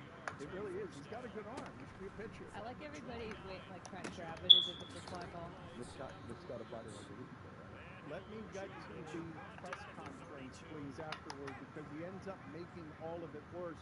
And I felt bad for him here because he's doing this in his second language. And I've covered a lot of baseball players who are just terrified to do interviews in their second language because they get misunderstood or they think they're stupid because they're worried about sounding stupid.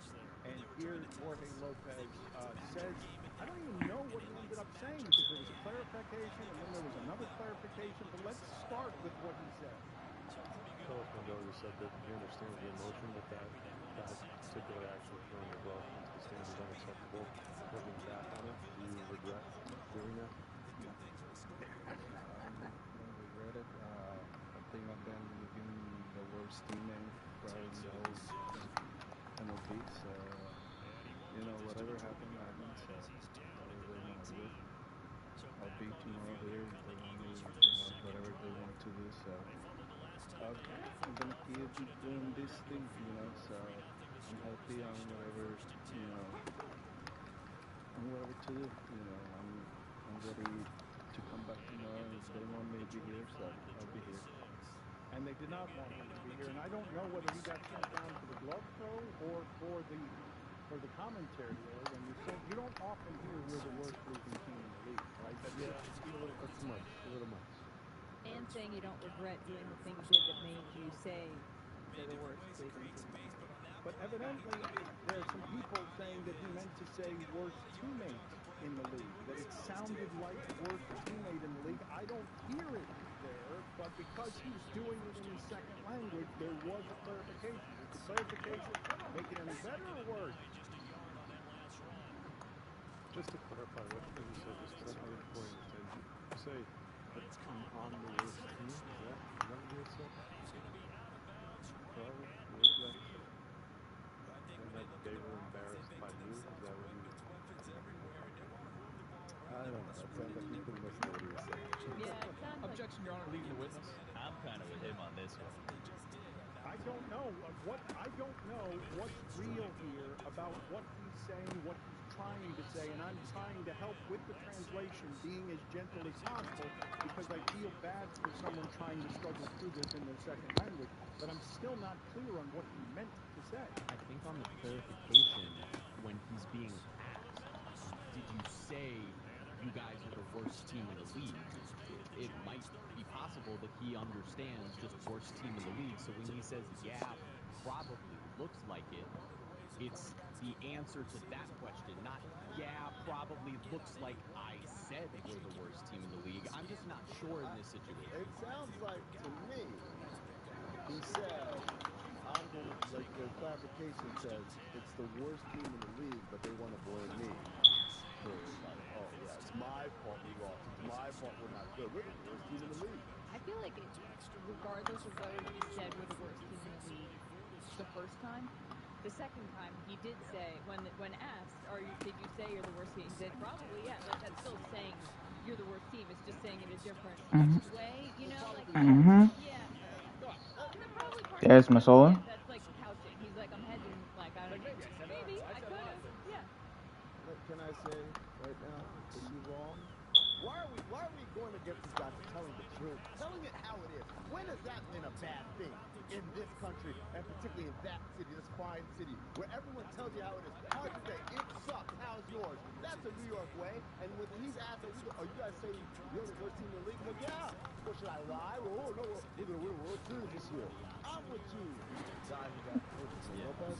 Oh, look at this. Oh, he breaks the tackle 30. The big man. 40, 45, 50, 45, 40. Does he have enough speed? Ah! He ran out of gas inside the chain. Oh. There's losing, and then there's Breaks the tackle. 30, 45, 50, 45, 40, 35, 30. He ran out of gas. Oh. Oh. Leonard, you gotta upgrade your stamina, my man. Coverage begins tomorrow at 1 o'clock. And remember, the sun will come up tomorrow. You know, as typical as that may be to realize. Okay, I feel like the most Mets thing of all time is to have the highest payroll in baseball be horrible. Have your own announcer saying the sun might come up tomorrow as Will. He well, but promised he it. couched it. He said as hard as again a little bit of probably. He promised. That was not probably. The sun will come up tomorrow, according to, was that Gary Cohen? Put his name on it. Ron Darling and Gary Cohen have been very sad. They've got an assortment of this that we can play. Keith Hernandez, too. A 3-run triple for Mike Yastrzemski makes it Wow, really? 7-6 San Francisco. And the Giants have scored 5 times in the 10th. Fastball belt high out over the plate. You can't make this shit up, bro. Boy, oh boy. Feels like the sky is falling. That was a 70-yard fumble recovery, and all I did was throw a fucking interception, man. God damn it! I've got to be honest. If the sky is falling, I'm not sure the sun's coming up tomorrow. If the sky is falling with the sun, even worse. It has to have felt like that for the month. For the month of how many games have they won in May? The Mets. 7. Oof. He said it feels like the sky is falling. Yeah. The sky is falling. That Chicken Little. The hockey league, their version of the Stanley Cup Championship. He's saying it feels the sky is falling. Chicken Little would be an amazing name for a baseball player. In like the 1930s. Yeah. Chicken Little. It'd be like a person that batted like this, probably, like on a wing. Yeah. That's why they call it chicken. Yeah, exactly. Go on, Dan. But he's got about 6'3", right?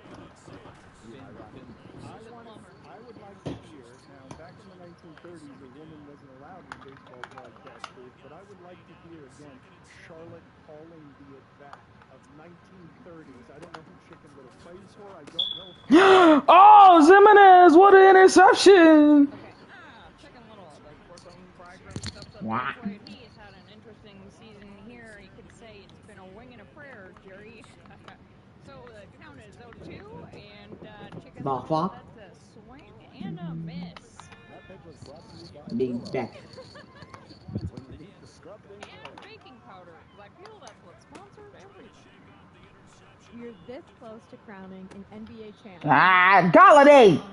Come on, bro. DraftKings Sportsbook, an official sports betting partner of the NBA. He's had more touchdowns in this franchise than he did in the entirety of the time he was with the Giants.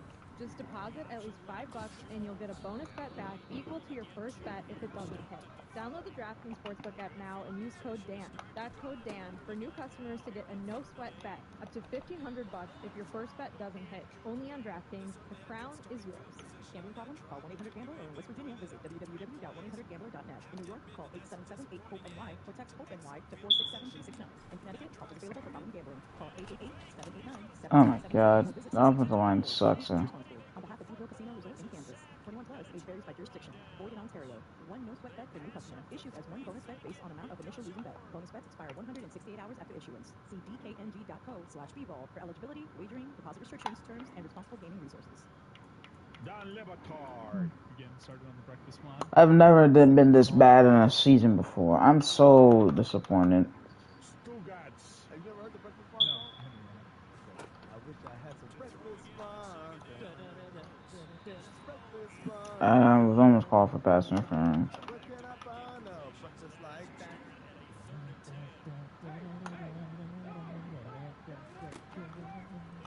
This is the Don Levitard Show with the Stugatz.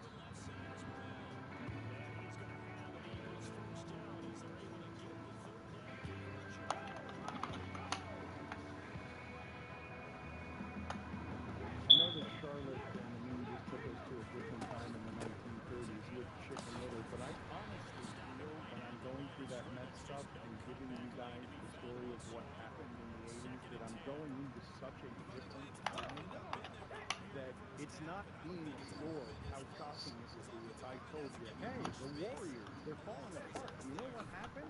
Draymond sprayed reporters with bleach, and Kuminga rolled a grenade across a parking lot at a 2-year-old.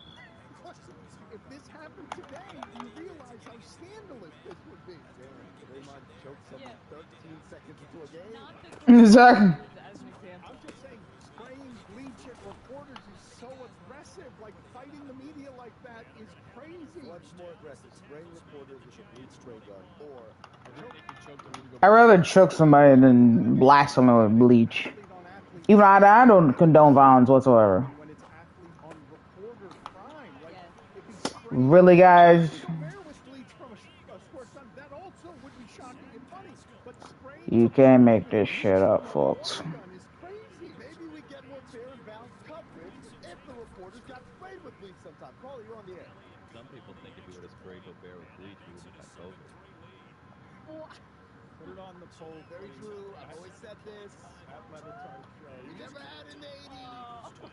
This Brett Saberhagen, great American, great guy. Trickle down bleach. Made sure that everybody in the dugout was clean. If we had sprayed Gobert with bleach, would we have cured COVID? Put it on the poll. Absolutely not. What a guy. Trump's not great. I know. Did he just start doing it? I wish he had. It started a few months ago. I feel like a lot of impersonators can do Trump pretty well. I don't feel like he's that hard to do. You gotta go, what a guy. The most... What a guy. No one's ever seen a guy like this before. I'm one of the best. I am so pretentious. I am a convicted felon. I'm getting canceled. Thrown into the content stream saying, and I agree with him, Bill Walton, when he died, the outpouring was so impressive. And this part is super rare, okay? It is super rare when a Hall of Famer dies and the eulogy isn't about... Yes, kids a block. 45 50, 45 40, 35 30, 25 20, inside the 15. Oh, what a play.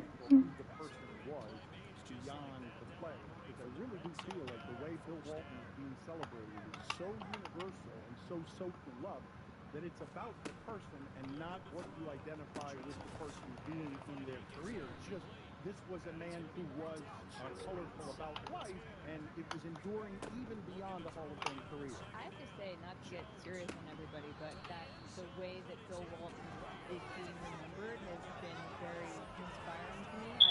It's made me think, how can you go about every day making every moment the best and having this impact on people, because I don't know that I've ever seen, as you're saying, I've never seen anything like this, and there was something really moving to me, and he made me want to be better. It's super rare to have 3 days of coverage on a death hitting sports fans on a light going, on something that goes from really colorful to dark in a way that reminds you of your mortality. Oh, fuck no. Fuck no. What do you mean? I had the first down. Why didn't we tell this person these things, all of these things, when he was still alive? And he was talking about doing an alive appreciation. Bullshit, bro. For some people who are so beloved in this particular way, because it's not just about greatness. It's about the energy you take around you every day, person to person that you're meeting, leaving people with the impact of Bill Walton. When we were eulogizing him earlier this week, I told you how remarkable it was that person was able to do that while always in physical pain. Because all the people I know who are always in physical pain, they don't have sunshine on them that they're distributing. Physical pain can be something that if you're involved and you're self-involved in, you can feel that above all other things, and it will affect how you treat people. He battled depression, serious depression. We talked about it a lot as being testing his ability to be present in the moment, happy, and all those things. So I don't know if Bill Walton was successful. But he presented. No, forgive me. He was successful because the enduring thing that he left when in contact with us. Well, speed is definitely a calling card if you play cornerback. Now, whether it was a mask or not, the feeling he was leaving others with is an energy of positivity, despite the fact, I wasn't even talking earlier this week about the emotional pain that he's in. Right. Physical pain of 38 Let's go. How that person did that. I don't know how he was able to get out of bed in pain in the morning and go spread sunshine outside his house when he was in that kind of discomfort. I wonder if that's partly why, because he knew how painful things could be, and so he felt the need to, or not the need, he felt compelled to make the moments that he could make great, to make them great. There's a preciousness to what he was experiencing because, I think there are more people than you would think who are in pain, whether emotional or physical, who go hard in the other direction in terms of how they present publicly, because it's so dark inside. It's a way of bringing light in or bringing light to other people. Right, I'm on AJ Brown. Not successful in this regard because I don't know how you define success when the eulogy or the obituary is soaked in so much. That person made me feel good. We're going to show you a Mike Green story in a second that I thought was super moving. But when you say you're not sure that he was successful in overcoming that, am I misunderstanding what you're saying? I guess I wonder, how many times have we heard stories of people who Ah. this happen turn out to be profoundly unhappy? Robin Williams, Owen Wilson, who's still with us, but like he's a guy like, oh, he's funny, he's always a positive guy and all that, and then he says, yeah, he was dealing with horrible depression, and so, I don't know, I didn't know Bill like that. I knew he talked about it though. I know he's talked about it very openly, in fact, about his struggles, but I guess I wonder if they present in a way that just makes us feel better. Aren't they just making us feel better and basically If we lose this game, we're eliminated. So we must win this game. Part with Bill that is the difference in some of these folks that we've mentioned is, Bill passed away from cancer, not from suicide, and so in his own world, he dealt with depression. He found his coping mechanisms to come through that and be that light for everyone else, and he dies of this horrible battle with this horrible physical disease, but it's partially the fact that's so inspiring is that he did Bows in the knee. his mental diseases and hurdles be the thing that took away from him and took away from us. It's impossible for me to know him well enough to tell you whether he was actually lonely or not, but it didn't seem that way. Like it didn't.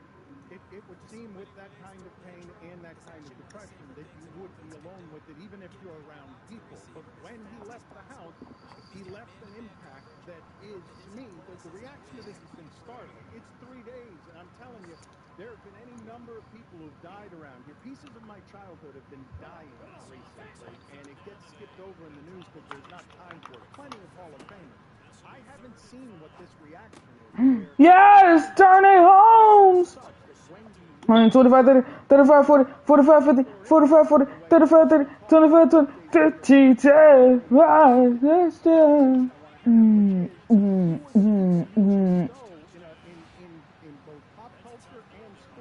Oh man, we needed that. I love this person to know right now how much he means to people. Like, I think Kobe Bryant, the world that he lived in, because it was so competitive and because there was so much hatred around sports fandom, my guess is that Kobe would not have seen what the outpouring was when we lost him, feeling that way, where even Shaq gets thawed and changed by just wishing he had said certain things to Kobe while he was still alive. Let's play here the Mike Green clip so that people can see what Bill Walton was doing when people weren't around with cameras and looking and trying to see who he was in public. So my dad had Parkinson's disease, and it started to get advanced to the point where we were afraid he wasn't going to be able to travel much. He didn't really want to go out of the house much. So my younger brother, Pete, gave me a great idea. He says, before Dad can't travel, why don't we take him out to San Diego, where the USS Midway is stationed as a museum. My dad served on the Midway during the Korean War and had not been on the aircraft carrier since he left the service. So we made plans to go, and of course Bill lived in San Diego, so I called him to get a hotel recommendation that was near the Midway. Yeah, of course. And of course Bill, it's like, you're not staying in a hotel, you're staying with me. And I convinced my father and my brother, and the three of us went, and we were going to spend 3 days at Bill's house. And when we got there, first thing Bill did is he put my father in the Bob Dylan room. The bedrooms were all named after people that meant something to Bill, and usually that's something to do with musicians. And the Bob Dylan room was a place of honor, so that's the first thing he did. Well, Malika, for the next 3 days, he did not leave my father's side. Wherever we went, wherever we ate breakfast or lunch or dinner, he was seated right next to my father. If we went for a drive in the car, my father was in the front seat next to him. And always like, John, you're next to me. John, you're next to me. Didn't leave him at all. And then when it came time to go to the Midway, we thought we were just going to go and buy tickets like everybody does who wants to go take the tour. But when we got there, Bill had called in advance, and he called to tell them that one of your heroes is returning to the ship that he served on. And so the commander of the Midway is the one who greeted us, and we went on for about a 2-hour tour. And let me tell you, an aircraft carrier is no place for a 7-footer, especially one with back problems and knee problems, because they're small little areas. You've got to duck everywhere you go, and it was a painful walk for him. But he walked every step, again, right by my father's side, and it was very emotional. Yes. To go back, and there were a couple of times where he broke down, and so of course my brother and I got emotional as well. And then I look at Bill, and he's got the tears streaming down his cheeks, and it was a special day for him and having Bill next to him. All right. Since John put our food over Disney plane and 12 ounces. You're listening to DraftKings Network.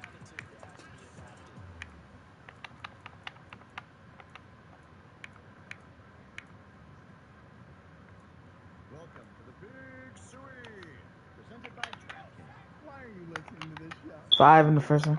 Very similar to the other Dan Levitt 5 forced turnovers. Apologize for that. In fact, the only difference seems Ah. imaging. I have been tempted in restaurants just walking past tables to grab somebody's fries if they're just there. But that hasn't happened. And now, here's the marching band to nowhere, that pace, and the habitual liar.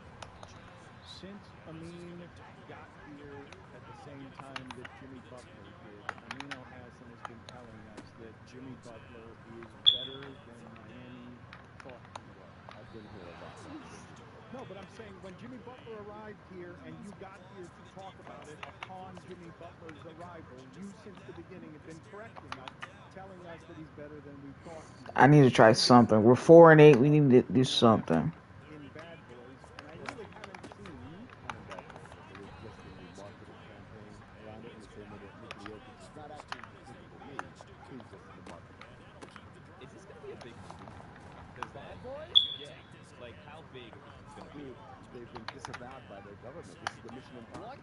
This is the Mission They've been Impossible. disavowed by the government? Really? Yeah, it's like they're on the run. They're fugitives. Fugitives? I'm telling you, man. This is Hold on a second. Because I know that they're, whatever, their police chief or whatever the guy is. What's the little guy's name? Joey Pants. Yeah, him. Like, I know that he was, always mad at them, and he was always causing boat? headaches. How did you blow up a boat? Yeah, so, they're always on the outs, but, now, not just, police department, the government. They are disavowed. fugitives of the law. Well, how hard could they be to find? Sam, somehow on a police salary, lives on Star Island. How hard could it be to find? It's because he comes from wealthy means. No, not Martin Lawrence. Or no, Martin Lawrence. His family lives on Star Island. Yeah, they do. You look at the house, it's on Star Island. Yeah, his backyard is water. It's crazy. It's insane. By the way, first pitch next week. Will Smith and Martin Lawrence. Wow. Yeah. Let's go. I'm not going to be there. Well, you can come. NBA Finals. But what are you going to do? You're going to come just to watch him throw out the first pitch? Yeah, and then leave. That's what everyone else. I think it was described as a takeover. I don't know what that means. Oh, that means they're going to Bad boy stuff. They set the lineup. Well, I mean, if they're still disavowed by the government, they're telling the authorities they're illegal. It's too easy to get. It's the thing. They get it all sorted out by the end. Joey Pants was actually the manager of the baseball team at Chicken Little. And there goes the skipper, Joey Pants. Did you call him Joey Pants because you're afraid to pronounce his last name? That's the nickname, Joey Pants. I know, but are you afraid to pronounce his last name? I don't know what his last name is. It is not Pants. Joseph. Mr. Pants?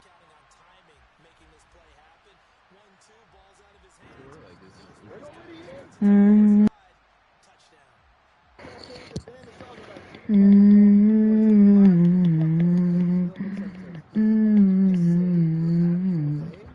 I've been Mr. Comedy and got to protect the comedians. I'm back in. I'm back in on this. I feel like his comeback is going to be like goes a little bit, right? Because like it's too much. No. It's too dark. He's shaming me for the way. I'm not shaming. I'm just saying like you want to come back. I feel like I don't understand why everyone's still mad at us. I don't get that. That's like a whole aside. Like Chris Rock. But like I love Chris Rock that much. And this was like such a crime. I don't know Chris Rock is this beloved figure in America that can't touch my face. That is not a take I've heard anywhere else. You're really just arguing on behalf of it's time to forgive him. You're not saying it's not that bad what he did, right? I mean, I don't know. I think it's a body of work thing more so than the slap. I think there's been a lot of crap movies, done a lot of stuff that's going on. So we banned him from the Oscars for crap movies, not because he slapped. Like they were just looking for reason. Even though that night they gave him an Oscar, they're like, but we can get it. I'll tell you right now. You know what? You know what told me that Will Smith is done? He hasn't been great or anything. The goodness of God. He got the seal of approval from Kevin on stage and Tony Baker. He's the funniest guys. And once they gave the seal of approval to Will Smith, and Will Smith was cool. I mean, I don't think it's over yet, though. I think this is part of the orchestrated campaign to get him back. And Bad Boys 4 has to be, decent. No, it just has to make a lot of money. Exactly right. That's it right there. It can be bad. Exactly. Bad It Boys. has to be popular. Yeah. They really dropped the ball calling the third one. Holmes is second in the game, and he is gone. Fast and Furious model. There's a movie's going to be. 4 Bad, 4 Boys was right there. That's true. Bad Boy 4 Sight. Also, hold on. If there's 4 Bad 4 Boys, who do you add to the mix? Who are the other 2 boys? Kevin on stage and Tony Baker. Okay. I don't know that studio heads. I feel like they'd want like Chris Hemsworth and. No. Chris Hemsworth would be like the other like police officer. The auto has a Bible. Yeah, probably the crooked one, but the one that Joey Pants likes and thinks on the up and up. I've got Joey Pants' name, by the way. Joe. Oh, that makes sense. Yeah. Pants. Well, you saw that Amin never answered my question, right? He's a wily one. I sort of was trying to get him to pronounce Joey's name, or trying to, and he just did what Stugatz does in that chair, that's why I call him Joey Pants, Dan. Joseph Pants.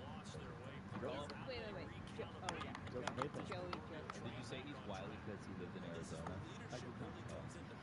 The thing that I was trying to get to before we talked about Bad Boys Forever, that was the name of Bad Boys 3, Bad Boys Forever. So this would have been the one to make Bad Boys 4. By the way, I want to point out, Billy, you try to say, it's like the Fast and the Furious had the whole formula. Correct me if I'm wrong. Isn't Too Fast, Too Furious the third Fast and Furious movie? Sure, which is why 4 Boys, 4 Bad, 4 Bad, 4 Boys is still on the table. Why do you think it's the third one? No, that was the third one, but then there's like a whole thing where if you look like on a timeline, they were released like not in sequential order. And Tokyo Drift, while it was the third one that it was made, and Vin Diesel, spoiler alert, was only in it at the end because he was trying to get the rights and to release it Chronicles of Critic, and he then owns it. Yes, sir. Tokyo Drift. If you look at Tokyo Drift, Martinez recovers the fumble. from the first 2 in it, one of the most important ones in the 10 because it connects everything together. Yeah. It's the only one I've seen. Really? Why?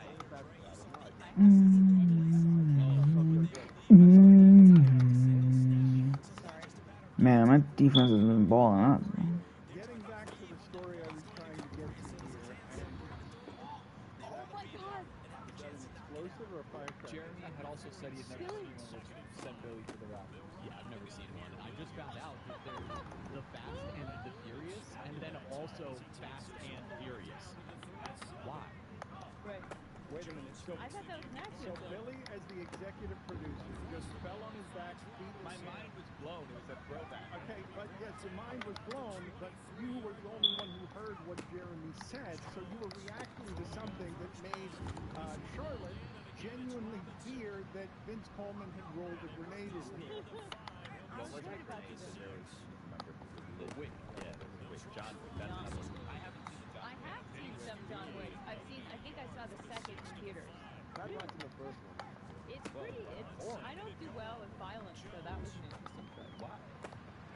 No! Yeah, it's fake. Yeah, but it makes me feel it. What is that? What's that feeling? You know, like There is one I do that with. If you knife someone in the movies, I get the pencil uncomfortable. to the head. Bill guy thing? The knifing of people. You know what? Let me think about it. If samurai swords do this for me as well. It's not Big knife. Yeah, but it's not quite the same in Pulp Fiction. It doesn't, or Kill Bill. It doesn't feel the same to me as just the sound and the ripping that comes with a knife and a stabbing. Not even a samurai sword makes. And it will be on CBS Sports number 2. Watch Shogun, because when they do Seppuku, oh my God, man, There is gurgling, brother. There's a lot of gurgling. But there's funny violence, right? Like there's like you could behead someone. That's funny. Like Wile E. Coyote. Will Smith, the slap. Getting back to what I was trying to say. And I get the ball back. Let's go. Now Billy is just shocked that we have 3 people in here that between them have seen one Fast and the Furious movie. Tony, how many of these have you seen? Are you being Billy's ally here? Because I haven't seen in fact, I haven't seen one start to finish. What a I've seen pun. pieces of a bunch of them. I've seen probably 3 or 4 of them. Most recently, the one where they have a giant safe that's like the size of like a football stadium that they drag through the favelas on a chain. Very strong chain, by the way. And then there's a helicopter. That was one of the best ones. You want to watch that one? That's a good one. Which one's that? 8? A safe the size of a football field? Yeah, it's a massive. No, safe. it's not the size of a football field. It's proportions of Oh, right. Tony did once draw me a picture of the pyramid. The one to prove they had Wi-Fi. Were they square? Yeah. Between all of us, we have not seen half as many Fast and the Furious. Which is a kick catch interference in their version of it. I would argue. That's one with the Rock? Well, there's a couple with the Rock, and then he left. He appeared at the end of the last one. Because the last one was the last one. But it was part 1 or 2 of the last one. That makes sense. Is he Hobbs or Shaw? He's Luke Hobbs. Okay, so he's Hobbs. I've seen that. Put it on Shaw the is what's the British guy? Jason Statham. Oh, good boy. Yeah, have you guys seen The Beekeeper? I wanted to watch it on the flight. I laughed so hard that entire movie. It is hilarious. Yeah. I've heard it, but I've heard it was also pretty shitty. Yes, he is, but it also is a code name for like the CIA operator. Statham has like the funny violence, and then he has also like the violence. It's like there's a little too much. I don't need to watch this. I also saw on Netflix, Dan. Sorry for this dilemma. We'll get back in just a second. I also saw on Netflix. There's this movie with Mr. Bean, Rowan Atkinson. Oh yeah. It's like a mini series where there's just this bee that's tormenting him. He's house sitting, and he destroys his house just trying to get this bee out of the house. It's crazy, and I don't think there's very many words in it at all. See, Charlotte's got no problem with that. What is this with me? I have to confess that I thought Mr. Bean for a while. Oh man. Stay on track. Try not No, to I'm get just this really stuff embarrassed. passive. I'm really embarrassed about what I'm about to tell you, which is that I thought Mr. Bean was the guy who played Gollum in Lord of the Rings. I thought Mr. Bean was Andy Serkis. Did anyone play Gollum? Oh, it was Andy Serkis. It was, and then anytime I see Andy Serkis in a movie, I'm like, why is Mr. Bean in this movie? I can hear them cackling out there. I mean, it's funny. I'm gonna intentionally kick it out of bounds. What the hell? I couldn't. I also think Mr. Bean only had like 12 total episodes. No way. Yeah, look it up. It's like a crazy short run, Mr. Bean, but everybody would see just the same episodes over and over again. You thought like Mr. Bean has at least 150 episodes, and it's like, well, wow, so Gollum was a real person. That's Andy Serkis. Andy Serkis plays a lot of like creatures, but he also like plays himself. Can we look that up, please? Put it on the poll. Did you know that Mr. Bean only lasted 12 episodes? Because I did not think that was accurate. And he doesn't talk. That's like Gilligan's. Well, he does talk. Well, he doesn't really talk to the kid. I was like, why isn't he talking? What's the bid here? I don't get it. Why is he not talking? Come on. Look, as a kid, as a kid, yeah, I was confused. But I'm gonna tell you my favorite Mr. Bean skit. He goes into a locker room. 30. It's a 35-yard line. 41-yard return. Without ever getting naked. At one point, his underwear's like on his shoulder and stuff. Finally, he does it, and the guy with sunglasses stands up, pulls out a walking stick. He's blind. I laughed so hard, man. They showed his blood a lot. Bean? Yeah, his butt showed up on the calendar. I remember thinking, Mr. Butt. There was also a Mr. Bean movie, and there's a Mr. Bean spy movie, Johnny English, that I think was early. Johnny English was awesome. Johnny English was great because he was basically Mr. Bean, but an international spy. Johnny English was great. Talk a little bit more. Put it on the poll. John Malkovich was the bad guy. How did they get him? No, it's crazy. Ah! Mr. Bean last 15 episodes, and put it on the poll, please, at Levitard Show. Over or under 90 years old, the person who uses the phrase "hubba hubba" to celebrate. Wow. All right. Since Don put our food over for debate, every Miller Lite, great as your barbecue, on to what matters. To get Miller Lite delivered right to your door, visit MillerLite.com/Dan. Or you can find it pretty much anywhere that sells beer. Celebrate responsibly. Miller Brewing Company, Milwaukee, Wisconsin. 96 calories per 12 ounces. Woo! Don Levitard. All these high-paid analysts. I don't want to mention names. TNT, ESPN. You know, oh yeah, they are dead. They cannot. They're not going to make it. You know, even if they win it, if they lose it in Miami, calm you down. That's right. If they lose in Miami, they don't get a chance in Boston. Oh, they're going to have their ass in what in Boston? You know, Stugats. they were wrong. Are they going to lose their job? No. Are they going to get a cutting pay? No. What are they going to do? Keep predicting what is the obvious. They're going to say, oh, the Nuggets are Nope. going to win. Yes, sir. They're gonna go for it. You know what? The Heat are going to win it all. No, sir, lad. With the Stugats.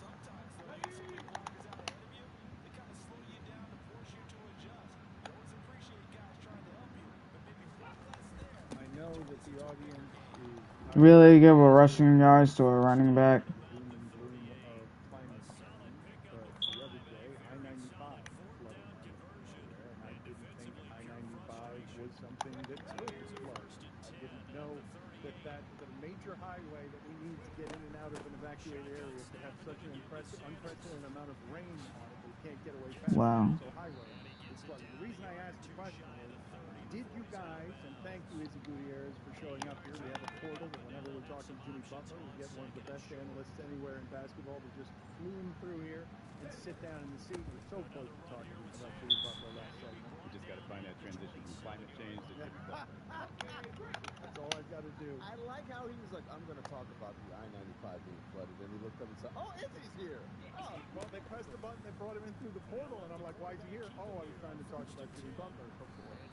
Did you guys feel the storm that came through here last night, where out of nowhere it was 60-mile-an-hour winds? Did anyone, because there are things happening on my balcony that I have never seen happen. 11-8 walk-off. Yeah, I live just off of Wow. the intercoastal in the water. I mean, no, I have a boat.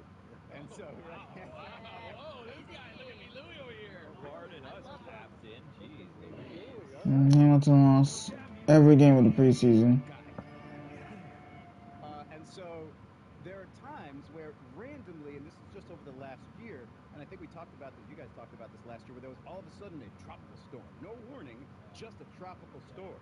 And there's like these boxes that we have to have by the boats. And all of a sudden you wake up in the morning and that box has floated like halfway down the parking lot there. And I don't know what I'm supposed to do with that. Like, I don't have a warning for this storm, and all of a sudden, all this equipment's just ruining everybody's traffic. It's just absolutely insane. This place has been around forever and never had these types of weather issues. Every time. That storm you're talking about, Izzy, shocked the hell out of me because I've never been in a hurricane.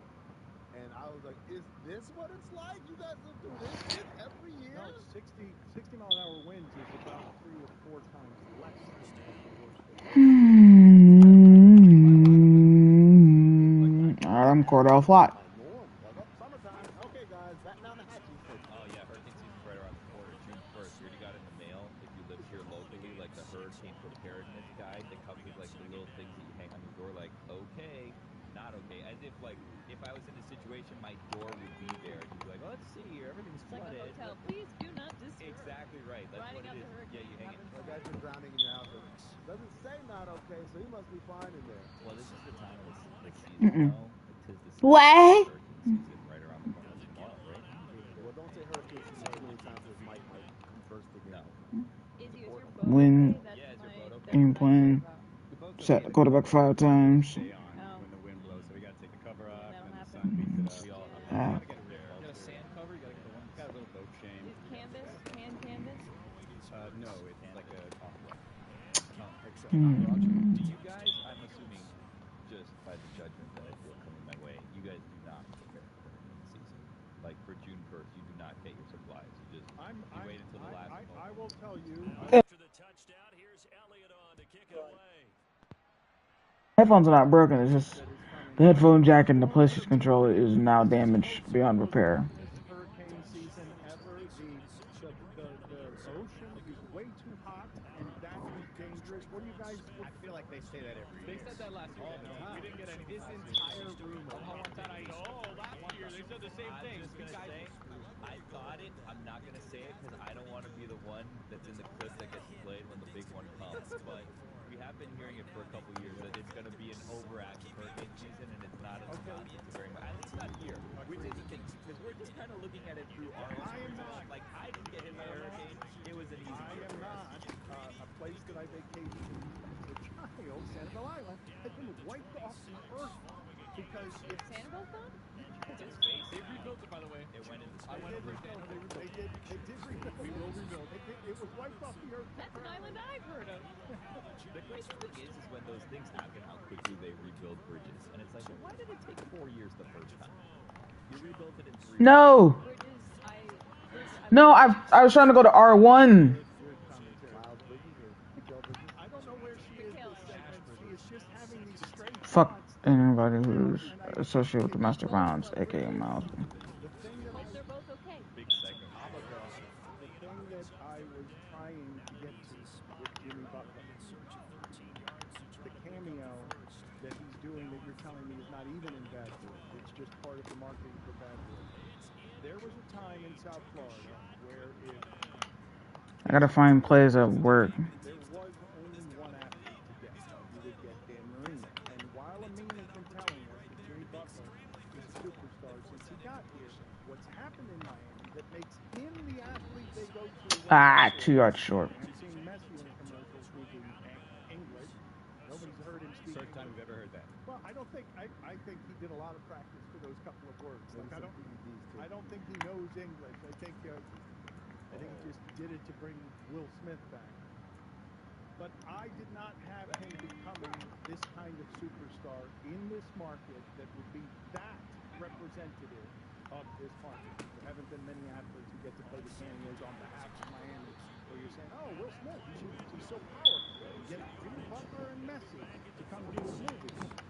You have now Pompey, forgive me because I don't know, Pompey on Sixers reported that, thank you, the 76ers are willing to give Jimmy Butler the full max if they land him. This is credible reporting. I assume, as with many leagues involving the Sixers, that this is coming from Daryl Morey because there's some very strategic placement of Jimmy Butler moves that comes from some places that always makes me assume it's Daryl Morey trying to see if he can get the Jimmy Butler. I wanted to hand the floor to Izzy Gutierrez on what you make of this making an appearance. Coach, you're going to give me another question for you. Are you saying that Jimmy Butler and Leo Messi are the same level of fame? I'm just saying that right now in Miami, you've got those two, and if Messi hadn't been here, Jimmy Butler was the only one you could go to. And Charlotte, you might be impressed by this also. I live near Leo Messi. I'm very He is impressed. effectively my neighbor. I live in a condo community, literally the very next guard gate entrance.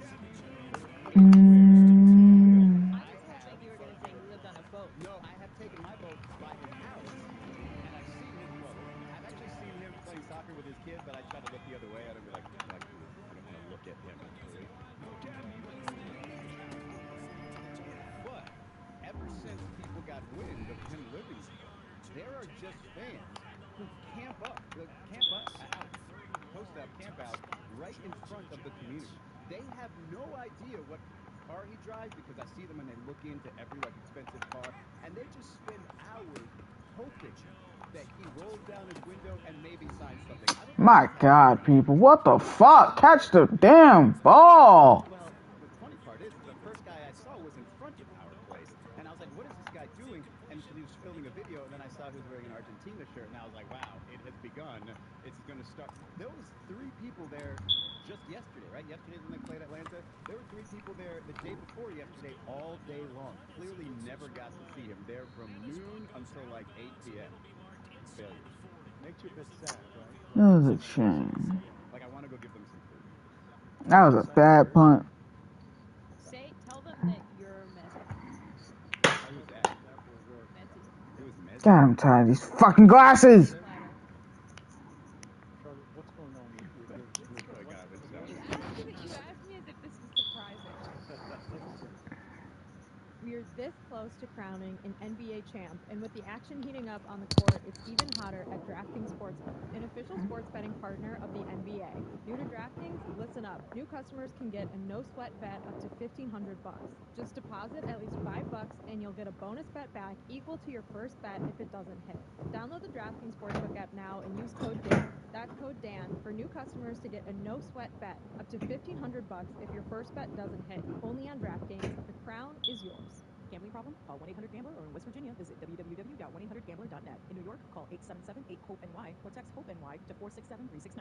In Connecticut, help is available for problem gambling. Call 888-789-7777 or visit ccpg.org. Please play responsibly. On behalf of Blue Hill Casino Resort in Kansas, 21 plus, age varies by jurisdiction. Void in Ontario.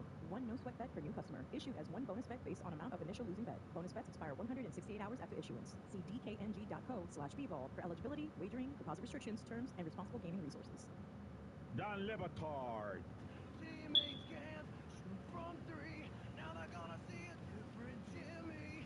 Now he's just playing nickelback in the locker room, and Stugats. they'll play D and shoot 3s as they chase the Nets for the 6th seed. These 5 words in his head scream, "Are we winning games yet?" This is the Don Lebatard Show with the Stugats.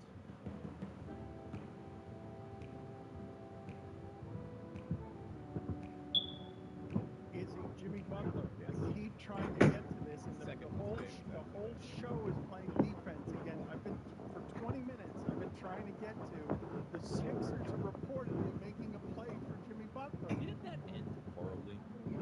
Yes. Yeah. Yeah, that's right. Why would he go back? No, he would only go back for Joel Embiid. He wouldn't go back for that general manager who James Harden had cursed up and down. He wouldn't go back for that team. The time I knew Jimmy Butler was going to leave Philadelphia, he was going out for halftime. He was leaving the locker room, and the late season game, he's looking at the stat sheet. He just kind of didn't really crumple it up, just grabs it between 2 fingers, throws it up in the air, and says, "Hey, let's go 76ers," in a very sarcastic voice, and walks through the tunnel out on the floor. It just didn't seem like it's for him. I'm with you, Donis. I don't think that dude's going anywhere. This is all just negotiating. This was all public stuff that Dwayne Wade did with Pat Riley. He knows how to coach him through this. I don't think it's going to end the same. I don't think it's going to end with with Jimmy leaving the way Dwayne did, but he knows publicly he's got to at least ask for what he wants. Yeah, I think the big issue is the amount of money that Jimmy wants, because this all starts from Jimmy wants an extension on his current Miami contract. He wants it to be of the maximum variety, right? And we know his games played in the last 4 years has been less than ideal for this franchise, and we know his age is not exactly spring chicken territory. 5 years ago, you guys were like, he's 32 and he's got a lot of miles on him. Now it's like or however old he was at that time. Now we really have entered that stage where it's like, no, he's of age and he's got a lot of miles on him. And to commit that kind of money for a team that's also still trying to find another thing for them here in Miami, like I could see the trepidation there. So Jimmy and his agent, they've got to find somewhere that is willing to give them his money. And by the way, that's how they got out of Philly. But that's how they got out of Minnesota, which is send us to a place that's willing to give us the money. And when they got to Philly, then things happen, and it's like, well, Miami all along has been trying to acquire him. So once it was apparent that Philadelphia was going to go in a different direction with the money they were going to pay, it's like, okay, we're going to orchestrate this move down to Miami, and the rest, as they say, is history. So, Izzy, you're right, but I would say also, they'll make a mess and go if they don't Absolutely, get what they because want. they don't have the same relationship with Jimmy as they do with Dwayne, right? Because Dwayne has been there from the beginning. I don't know about you. I feel this heat on the back of my neck, and I feel like Jeremy just has to say something. Maybe it's his breath. Yes, I think it started when you said our experts are here, and I felt like a big fire burned behind me because the we're air always breaks back a lot there. too. Jimmy and Riley and Spo have lived in sort of this confrontational space since the day that he arrived, because those three all thrive off of confrontation.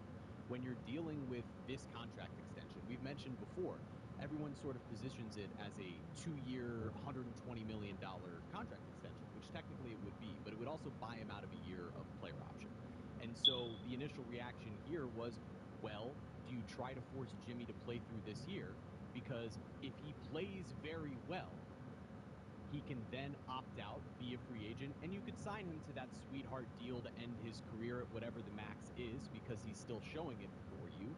Or he could opt out and go somewhere else, but at least he's played his best basketball. I think that's sort of what the Heat have looked at here is like, we can put Jimmy in the position to have to play these games and to have to play well. But if there are other teams around the NBA that are publicly saying, or at least the leagues, we'll give you the extension, it's just to put some pressure on Miami to do it today. Well, yes. Also, though, like Jimmy, for leverage, needs a place We that if welcome you to Miami says BC no, Place if in they call Vancouver his bluff as and the say no, BC go Lions for it, host the he will Winnipeg come. Blue Bombers Because in the otherwise, he has final nothing. Like in preseason game Philly, of with the the Heat there, 2023-2024, they're very close. 2024, They, played 2025 together. We preseason saw that schedule. work Actually, it's in ended tonight. various ways to certain extents.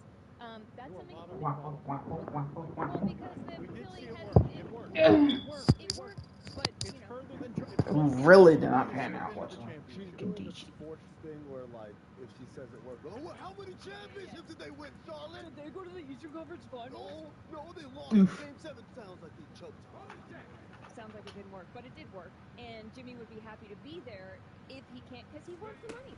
And if Miami's not going to give him the money, Does he? And Philly. Does he want the money more than he wants to finish the deal? He's got to win a championship. Remember, this is the last place LeBron didn't take a max. Was here. Why? Because they had built what was obviously a championship team.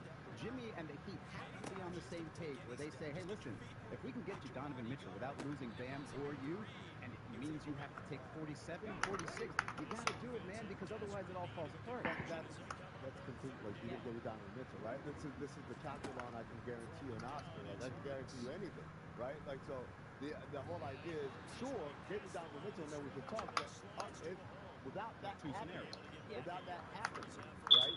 You've got to create the leverage, realistic leverage. And the reason why Philly is realistic leverage is because That would have been a franchise record for the Bears. guys that have under contract are Embiid. I think Maxey, they got a cap hold for him, but they're going to get him a new deal. And then maybe Paul Reed. Paul Reed has a what do you call it, like non-guaranteed deal, right? But then B, if we say, hey, Maxey, Jimmy Butler, and Joel Embiid, are those the building blocks for championship teams? Yeah, given a quarter, maybe a quarter and a half, depending on the. Especially Jimmy's ability to not only be the man, so to speak, down the stretch, but also take a step back and let the other guys do their thing, which he likes to do as well. So all of those things make Philly a very Makes the catch into the end zone. Oh! And Jimmy Butler, they've never stopped liking each other. They've never stopped, even when they were going through their stuff. Like, Jimmy's still messing around with Embiid on the side over here. So all of these things, I don't think it's a bluff. I think this is a real contingency plan, but it's all contingent on a lot of different things. But contingency plan for everybody, because I would say they're not going to lose Jimmy Butler without knowing what they're replacing him with. Oh, yeah. So it's not just, this is now out, it's in front of everybody. No, not Tobias Harris, Charlotte. I can't wait for him to sign somewhere, man. He's going to get somewhere, and everyone's going to be like, oh, you guys got Tobias Harris, he sucks, and he's going to be playing for minimum, and then, like, midway through the year, you know who's a great pickup? It's Tobias Harris. Because No. Charlotte cannot do this. Charlotte, you took him on a Tobias Harris tangent. You've already been taking over the show in your own little element. Do not take me with you. Getting back to what New guy. saying about thriving confrontation, because that sounds like Nathan Bollet. explain to you from Michael Carter Williams what that Bollet. actually looks like. So when he says that Jimmy Butler likes confrontation with Spo and Riley, Riley, listen to the story that Michael Carter Williams tells about confrontation between Jimmy Butler and Fred Hoiberg in Chicago. The craziest season I've ever been a part of was Chicago. I love Jimmy. Jimmy's a great dude, but this is crazy, bro. Our locker room was bad, bro. Like we know it was right in the beginning of the year too. Everybody was pissed off and upset. Like Jimmy wasn't getting along with Coach Hoiberg. Like so we had a team meeting early. But last game, right? Last game, the refs were terrible. Jimmy got a tech.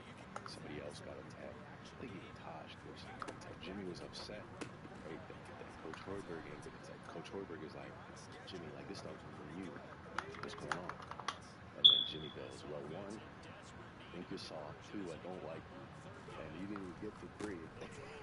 Coach Hoiberg was like, well, then you, Jimmy. And Jimmy's like, it's me now. You wanted to know what I want? You wanted to know how I felt. That's how the meeting started. And I'm sitting over in the corner. I'm like, I've never heard this in my entire life. Is that the Wade, Rondo, Butler team that everybody hated each other on that team? Oh my God, what? Crazy, bro. Who would cuss out their coach like that? Any other player, regardless of stature, their ass is gone. Been a part of was Chicago. I love Jimmy. Jimmy's a great dude, but this is crazy, bro. Our locker room was bad. Like we know it was right in the beginning of the year too. Everybody was pissed off and upset. Like Jimmy wasn't getting along with Coach Hoiberg. Like so we had a team meeting early. But He was 0-0, way over his head. That's why they went 26 and 56. What? I held the button, damn it! Coach Hoiberg ain't get a tech. Coach Hoiberg is like, Jimmy, like this starts with me and you. Like, what's going on? And then Jimmy goes, well, one, I think you're soft. Two, I don't like you. And you didn't even get to three. And Coach Hoiberg was like, well, then you, Jimmy. And Fuck you. You wanted to know what I want? You wanted to know how I felt. That's how the meeting started. And I'm sitting over in the corner. I'm like,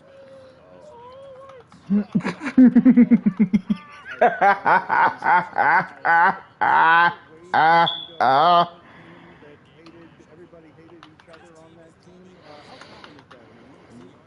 How common is it for a player to actually tell his coach, I don't like you? You're soft and I don't like you.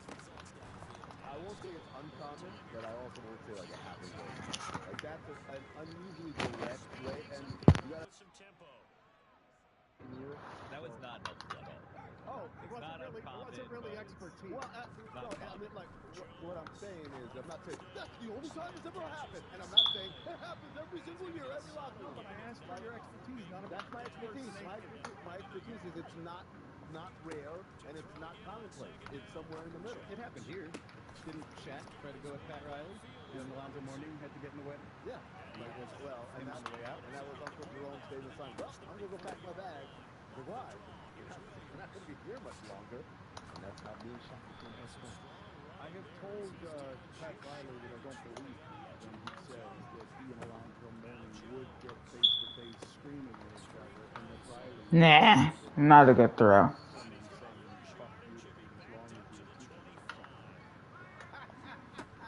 You don't believe it?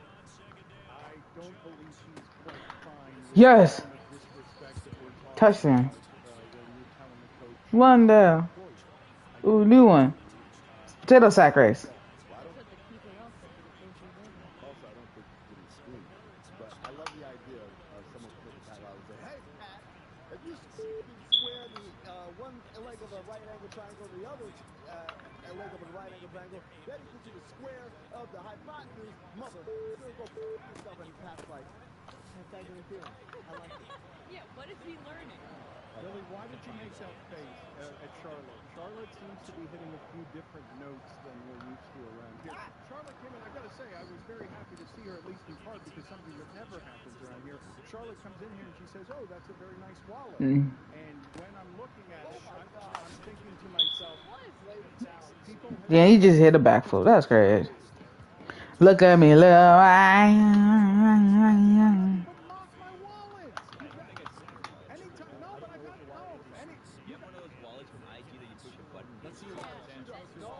No, because Dan has cash, so his wallet's like Costanza's. It's like this. You guys have been mocking me for being the unique wallet because you say no nobody does this anymore. This has never gotten a compliment. Is it bedazzling? By accident. It's a Does it have Mont a button? Blanc. It's one of the fancy pen ones. You don't put that in your back pocket, do you, Dan?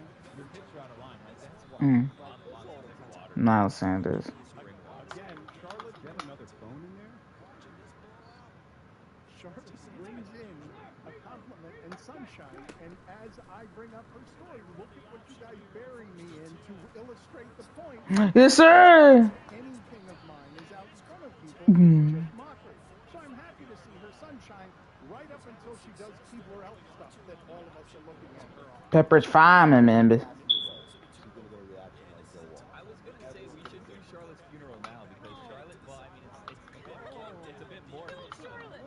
She's very but we were talking about this earlier. She's very nice. She came in. She was very complimentary. She was like really nice. And I was like, it's so good to see you. And I actually said to him, I go, huh, someone's really nice to me. It's weird. What a change. And then I immediately thought that maybe I shouldn't do something to other people. Wow. Incredible impact on the people around you. Right. Just like Bill Walton did. You're making me blush. Why are you doing this? You're making me blush. Works on the mashing of human bodies around here for healing, said yesterday that we have an abnormally tight group of people, that they are all filled with stress. And it might be because there's not enough Charlotte sunshine around here. Because this That was wacky. on compliments. And I would say, I've been saying all my life that among guys, insults are the language of intimacy. So what Charlotte does is William Stanback's first as a BC Lion. They're both evil cats. They're both instigators. He just happens to be a black cat where maybe it's a little bit more noticeable, and she's just this super fluffy cat that everybody loves, but it's just kind of kicking stuff off the table. I knew you saw me. Yeah, and the thing is, when I see Billy make a face because she's made a Keebler Elf reference where Billy's like, what? And I'm looking at Billy's face. Doughboy and Keebler Elf. Well, she's got the two eating each other apparently, because the Keebler Elf is like, don't like you and you're soft, and so I'm thinking, oh, am I supposed to eat the big marshmallow? I thought it was a mascot. No. It's that they're rivals. So he says, I don't like you, you're soft, because it's over Doughboy, he's dough. And you live in Yeah. Pepperidge Farm, remembers? I finally got the pass off. No, but he's tired. Yeah, he's tired, and the Stay Puft Marshmallow Man is another one, but in the Michelin Man kind of same Stay body Puft type. Marshmallow? Yeah, Stay Puft Marshmallow. Ghostbusters? Oh, yeah. Wait a minute, the Michelin Man is not a soft. No, it's a tire. But it's white. But it's white, and it just looks like Tire. Yeah, eyeballs. Put it on the poll, please, Juju at Levitard Show. The Michelin Man, is he soft or is he hard? Phrasing! The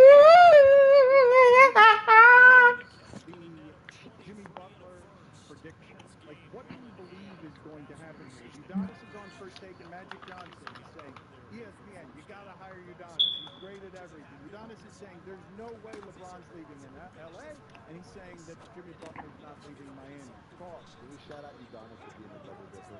He's on Turner one night, he's on ESPN the other. Way to play it, buddy. See you on Amazon next week. ABW, I think Miami is going to get their whatever super team version of Jimmy Butler that they wanted. It's just they've swung a couple times and missed. This is going to be the offseason where they get it. Their best It's back. Yeah, I get it. Charlotte. No, Charlotte, when the show swings to you, you have to have a coherent Well, thought. the whale spoken into the watching, I was like, microphone. oh, that's funny. When the show swings to you, Charlotte, you have to speak into the microphone. I do not think LeBron will leave LA, and I think it was very clear because Bronny is only taking 2 visits with Los Angeles and with the Suns. 3 games on CBS Sports Network. Let's go, baby! Thursday night football. Blue Bombers out of the West.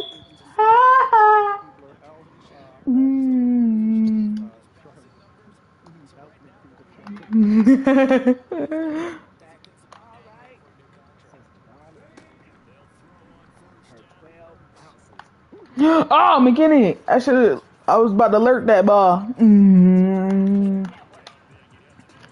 I'm gonna switch to today's Amber and Ian after doing this episode.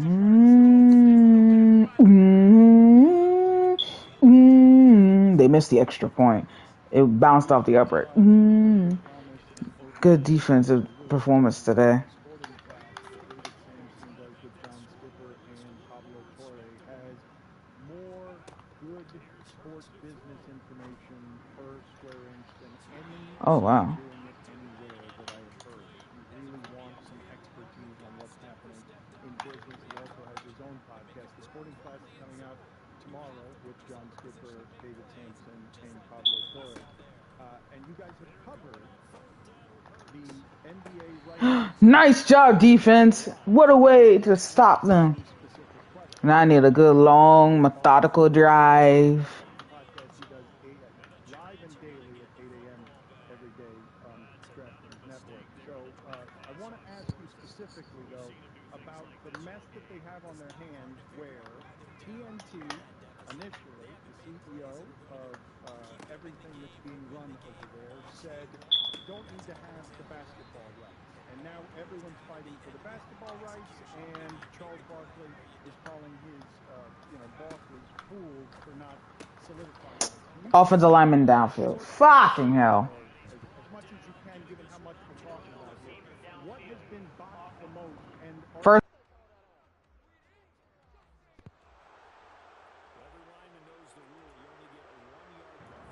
You are going to love the show that we release tomorrow, so I'll try to really sum this up in 60 seconds and tell you, I, for one, don't think that Turner has botched this at all. I think when he told his investors that he didn't need the NBA, he was serious and he was right. And I think that Adam Silver has played it just fine. They've got plenty of bidders. They'll have a package with NBC, Amazon, and ESPN. And Charles Barkley is going to be fine as well. I appreciate he's upset having to change networks, but I also assure you it's all going to work out for him as a free agent. So all of the negativity around fake basketball, Former Central Connecticut State quarterback Jared Dickey. moments of hearing the music at NBC. So I think this is truly much ado about nothing. Really? So you're telling me that there was nothing botched here in the losing of And Traquan's in the zone. On Sporting Class. No. Remember, he answers to investors. We're talking about David Zaslav. We're talking about Warner Brothers Discovery. We're talking about a company with a huge amount of debt, crippling debt. We're talking about a package that may not actually make money. We're talking about the ability to get out of deals that were huge, huge deals signed with the inside of the NBA crew. We're talking about share price that has been stagnant. We're talking about a much bigger business than the NBA, and that is Warner Brothers. So he is the chairman of all of it, not just Turner Sports. Without spoiling what it is that you guys did for tomorrow, because I didn't know that a huge argument broke out, you are voicing something I have not heard. Is it about that? Is it about you saying that this is 11 wins. which doesn't have anything like this on its menu? Yes, this is it, and we also talk about ratings where He seems like a genuinely good guy, McLeod Bethel Thompson, but he seems also very shy too, just like me. I'm tired of people making it seem like I'm not a shy person. I am a genuinely shy person. It takes a lot for me to come out of my shell. You have mentioned that before, and the TV rights deals are what's funding everything in sports. I thought that the reason that Mark Cuban got out, Mark Cuban, who's got a great love of basketball and has a great instinct for financial things and what the future will look like, I thought the reason that he got out on this thing that he most loves. Dropped. Luke is now up for $350 million. Oh my God. He's up for 200-something else million on max deals, and he's saying to himself, this isn't sustainable. I'm getting out before the next rights deal. And now I see dollars with this rights deal that I was not expecting. Yeah, Mark Cuban well what the rights deals would be. Pretty much. When he made this deal, as a matter of fact, the valuation for the Mavericks was based upon what he I'm on Devonta Smith. each of the NBA teams. He is no fool. I think that Ah! He broke my ankles. Fuck. You asshole. Are you sure? And Cuban was not taken by surprise, nor was any owner. In baseball, we were directed years in advance what the new TV deals would be because we do projections for payrolls based on what revenue would be coming from the league. You have said before around here that ratings don't matter. Just for the audience, can you explain why it is that this does not matter? Because what companies do when they are trying to acquire content, No, it's official. to justify Tom Valesi retired and went to the officiating schooling business for the CFL. subscribe to your, whether it's Spectrum or Optimum, pick a cable company. And Cox? what you would do is you would pay $9 a month and you would get a channel, or $50 a month and you get a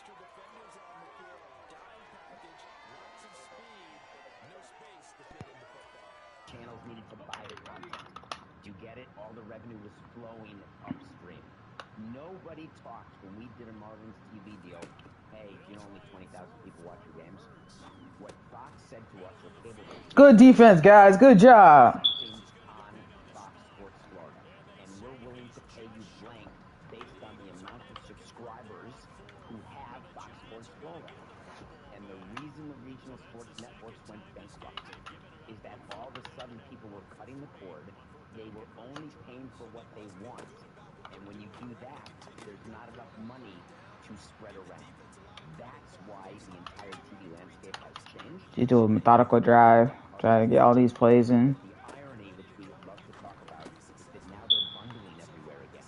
Where if you get Hulu or Disney, or you can get Max also, and you're combining all these networks. So it's really quite fun. We talk about Let's that try a lot. this, Smith. So, David, do we have enough of an idea? Power through that one. Do we have enough of an idea of where the revenue is going to come? No! Is just another TV rights deal, or is it something that this is more significant than that? Because right now it seems to me He was dealing. Damn you! I think it's more because of inside the NBA. I've tried to remind people that David Letterman moved from NBC to CBS, and people were shocked at that. But it was the end of a contract, and NBC didn't want to pay the price, and he didn't get the job he wanted. There's a whole show about the late night wars. So he ends up on CBS, and keeps going, and everything's fine. There was a time when the football, NFL changed networks, and it ends up being just fine. People will be used to finding the Sunday night game on NBC. They'll be used to the new announcers, maybe coming back some of the old announcers. I really don't think Adam Silver even gave this a thought, and there's a lot of talk about he's angry with Turner for saying we don't need the NBA. That's all horse hockey. It's all based on what the bids are and what is in the best interest of the NBA, and they want games on NBC. Can you explain to me when you They already got games on MC with MC Sports Networks. it's very possible that none of them will make their money back. They will be a losing money proposition. Can you explain to me why that Akins. It's only okay when you don't have an asset and you decide to overbid to get the asset, and then you live with it for a while. And then do quarterback drill. The shine is gone. The juice is no longer worth the squeeze. You've seen networks lose money. Fox is a great example when they got into the NFL. It was an absolute money-losing proposition, but it was like a loss leader to build up their network, to bring attention to The Simpsons, frankly. And eventually it worked, and then they're able to allocate revenue to make different deals look okay. Turner said, I'll have one more possession opportunity. "Stick on the pig anymore. We're losing money on this deal." Or what was it, Dan? Breast enhancements on a corpse? Yeah, that's what I call. Yeah, that's what I call. That's what you called me. Not you. I called the Pudge Rodriguez signing that eventually led to. And then he held that ball up, Dan. Oh, and then what? Don't you look fresh? What a wreck. Would you have used that expression in today's world? No, it's pretty funny. It was very funny. I just think you don't have the guts to have used it today. Why not? Yeah. It was a really epically bad prediction to say the signing of Pudge Rodriguez was like putting breast implants on a corpse and then watch you win the World Series. Oh my lord. It's about as bad as it gets. It's not a great moment for me. And yes, Tony, with Pudge Rodriguez holding the baseball as JT Snow has collided into him. Like an implant, he held it. No. What? No thought of that. I've never held an implant. No. I mean, it's more squishy, but... Hey, yo! Dumpster fire. Did you copy my word of the day, you graphics people, today? I did not. What is dumpster fire? Why do you make your word of the day on nothing personal more than one word? I'm gonna have one more possession. It had to be about the Mets. I had to use dumpster fire, and I'm watching your show live this morning because that's the best way to watch it is live. But you can catch yourself on DraftKings Network starting at 11 after Nothing Personal. And you had a graphic saying the Mets are a dumpster fire, and that was my show for 25 minutes this morning. Well, we did talk about the Mets a lot. Dylan Mitchell for the touchdown. Interesting observation. Trey Smith career high 235 yards receiving. You're a hater. You're look at you. Look how happy you are. Don't hate. You can't. He's beaming, man. Look at him. He's radiant. He's post-coital. Look at Hey him. yo. It's unbelievable. What are you Hey yo. What? And apologize. Every time? Sorry. So back and short. I'm old. Just put it on the poll. Are you surprised that David Sampson cries after sex? Wait, what? So hard on those implants. And apologize. Wait, who cries after sex? And plus, sex is overrated anyway. I don't give a shit what anybody says. And then I get constantly roasted for saying that, but it's the truth. Sex is overrated. He's beaming, man. Look at him. He's radiant. He's post-coital. Look at him. I can sell it now because I'm not gonna fumble. Post-coital, I cry. What? And apologize. Every time? Sorry. So back and short. I'm old. This game is over. I'm not even trying.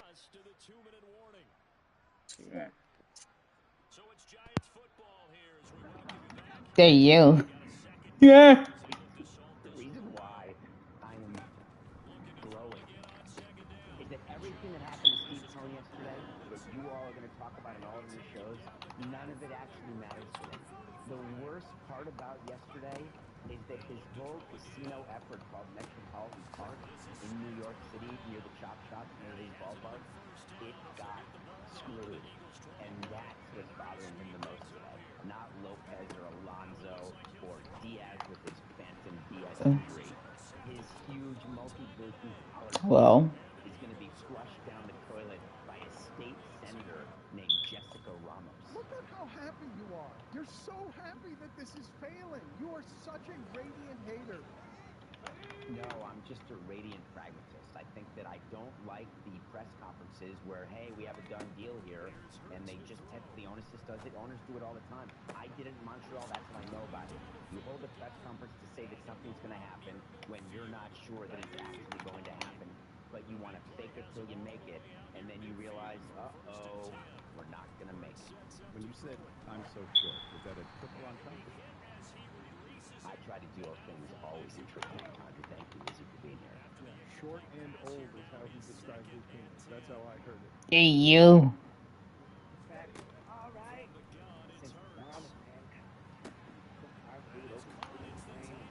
Nigga. Whatever. Go fucking touchdown to Dallas Goddard. Hey, at least I get one more possession. Every single time my team plays on television, I am sitting behind that television screen with Miller Lite or 3. Miller Lite keeps it simple. Undebatable quality, tastes as great as your barbecue. It's the beer that strips away everything you don't need. G66. What matters the most.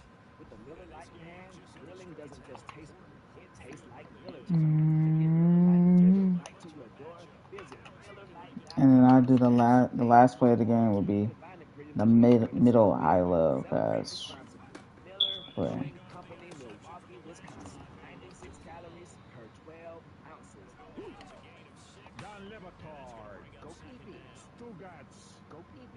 This is the Don Lebatard Show with the Stugats. Thank you. The Mets, that's what's interesting, though. 73 yards. They demote Jorge Lopez. I don't know what your rules are. They designated him. They didn't demote him. Designated for assignment. That means he either has to be traded, released, or waived after a period of time. What's that correction? What's that correction? Did he go to a lower level or not? No, not necessarily. One-handed snag. 300 yards plus and 4 touchdowns. In his second language, says a bunch of stuff that required clarifications that were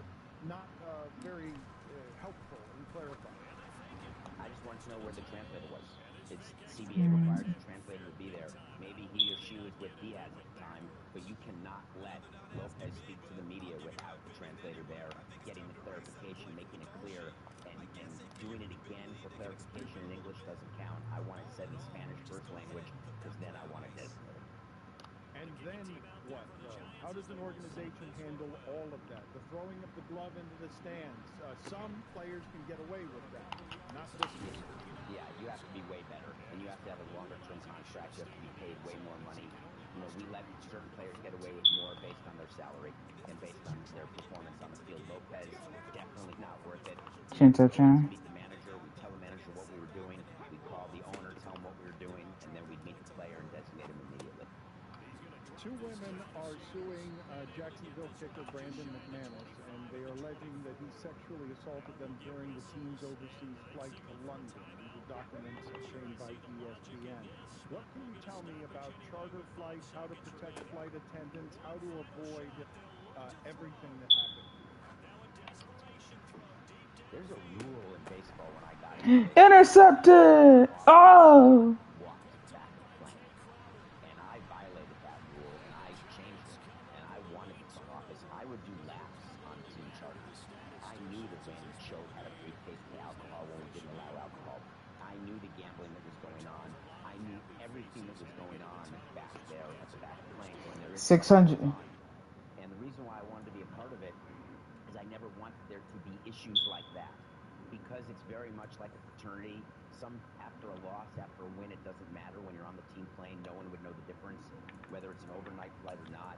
There is a lot of action going on, and there's different sections of the plane. There's places where players sleep, there's places where players play, and everybody knows which section is which. It's very normal and common. And so I would like those things not to happen, and I would try to protect them from happening. And we would speak to the flight attendants in advance. We'd speak to the players in advance to avoid these situations, to explain what is respectful behavior, what we expect from them. And we did not have an issue with that with the Marlins or the Expos, and I'm thankful, but we would take it very seriously if we did. What is the movie that you're reviewing for us this week? Can we talk about Civil War? Tell me that somebody has seen that in the container. I have not seen it. Mike Ryan saw it and wasn't a huge fan. I am a fan of most things that A24 does, and I was told that this was exceptional. I was told that it was a good movie. Huge win to keep our playoff hopes alive. Yeah, I found it to be mediocre. I love Kirsten Dunst. I do love A24 movies. The concept of the movie is that two states, maybe three, you can guess which, have decided that succession is the way to go. Succession is the way to go, and there's a war. It's what everybody says could be coming. It's why people buy canned peas right now. And it's really, from a journalist standpoint, how do you Wow! 10,000 experience points for our captains! sad but not scary. I found it to be so out of this world that I didn't think it was even possible. We gotta get our revenge. Look out, folks. We're heading this way, and we're heading there now. I felt way better. Better script, ability to tell the story, and I'm gonna switch over to the Saints franchise. safe. They really missed an opportunity. Mm. And I don't know if we have time. I don't know what the time is, but I came up with a top 5 list about the movie, though. All right, let's do it. What is the top 5 list? What is the subject matter? Billy, I got a top 5 for you, and it's a funny one. It's the top 5 laws that cease to exist in a dystopian society in the midst of a civil war. One of your greatest fears, right? Lawlessness in a utopian society where you, old and short and crying after sex, have to fight for yourself. David, would you just want to die in that instance to not have to deal with all of that? I would go into my safe room and I'd have enough supplies for it to pass. Wait, hold on a second. How long can you survive in your safe room? Oh, for so long. Really? Yeah, weeks. It's not that more. long. More. Yeah, weeks isn't that long. The world's over. They're going to rebuild it in a couple weeks. Well, no one's coming after me. No one's going to hang out for weeks waiting for me to come out. I just need it to pass my doorstep. Keep in mind, I'm not there waiting for the nuclear winter to end. Put it on the poll, please. Would you prefer to have a boat or a safe room in times of dystopian nature? We know the answer to that. We've got 60 seconds left. You got to bang through these. Number 5. Polygamy. Marry whoever you want, however many people you want. Number 4, the antitrust exemption for Major League Baseball. Just above the Gone. look at me. 3, larceny. Take whatever you want. 2, the waiting period for guns. Gone. I don't understand this Strange list. top 5 list. World's And the over. Last number thing I want one is more thing- wives. The number one thing, law that you do not have to obey in a civil war, traffic lights. I'm so confused as to why it's specifically a civil war and why is baseball still happening. What a strange list right here. Antitrust laws? What? It's the apocalypse. I need more wives. I need more guns. And hey, I what wanna are we run red doing? lights. What are we doing about that baseball antitrust exemption? See you later, Samson. Tony, 10 seconds or less. What's the video we're about to throw in? Dano, I went over to Las Vegas. Friends of the show, Chris Palmieri, has Naked City Pizza. He named a Cuban sandwich after me. It was a Tende Tony. Here it is. What's up, everybody? At Naked City Pizza for the return of Let's Eat. Finally, we are back. We're going to talk to Chris Palmieri, owner, operator, Buffalo Style Pizza. Let's go check it out. All right, everyone, I'm going to switch over to my Saints franchise. So meet me over there.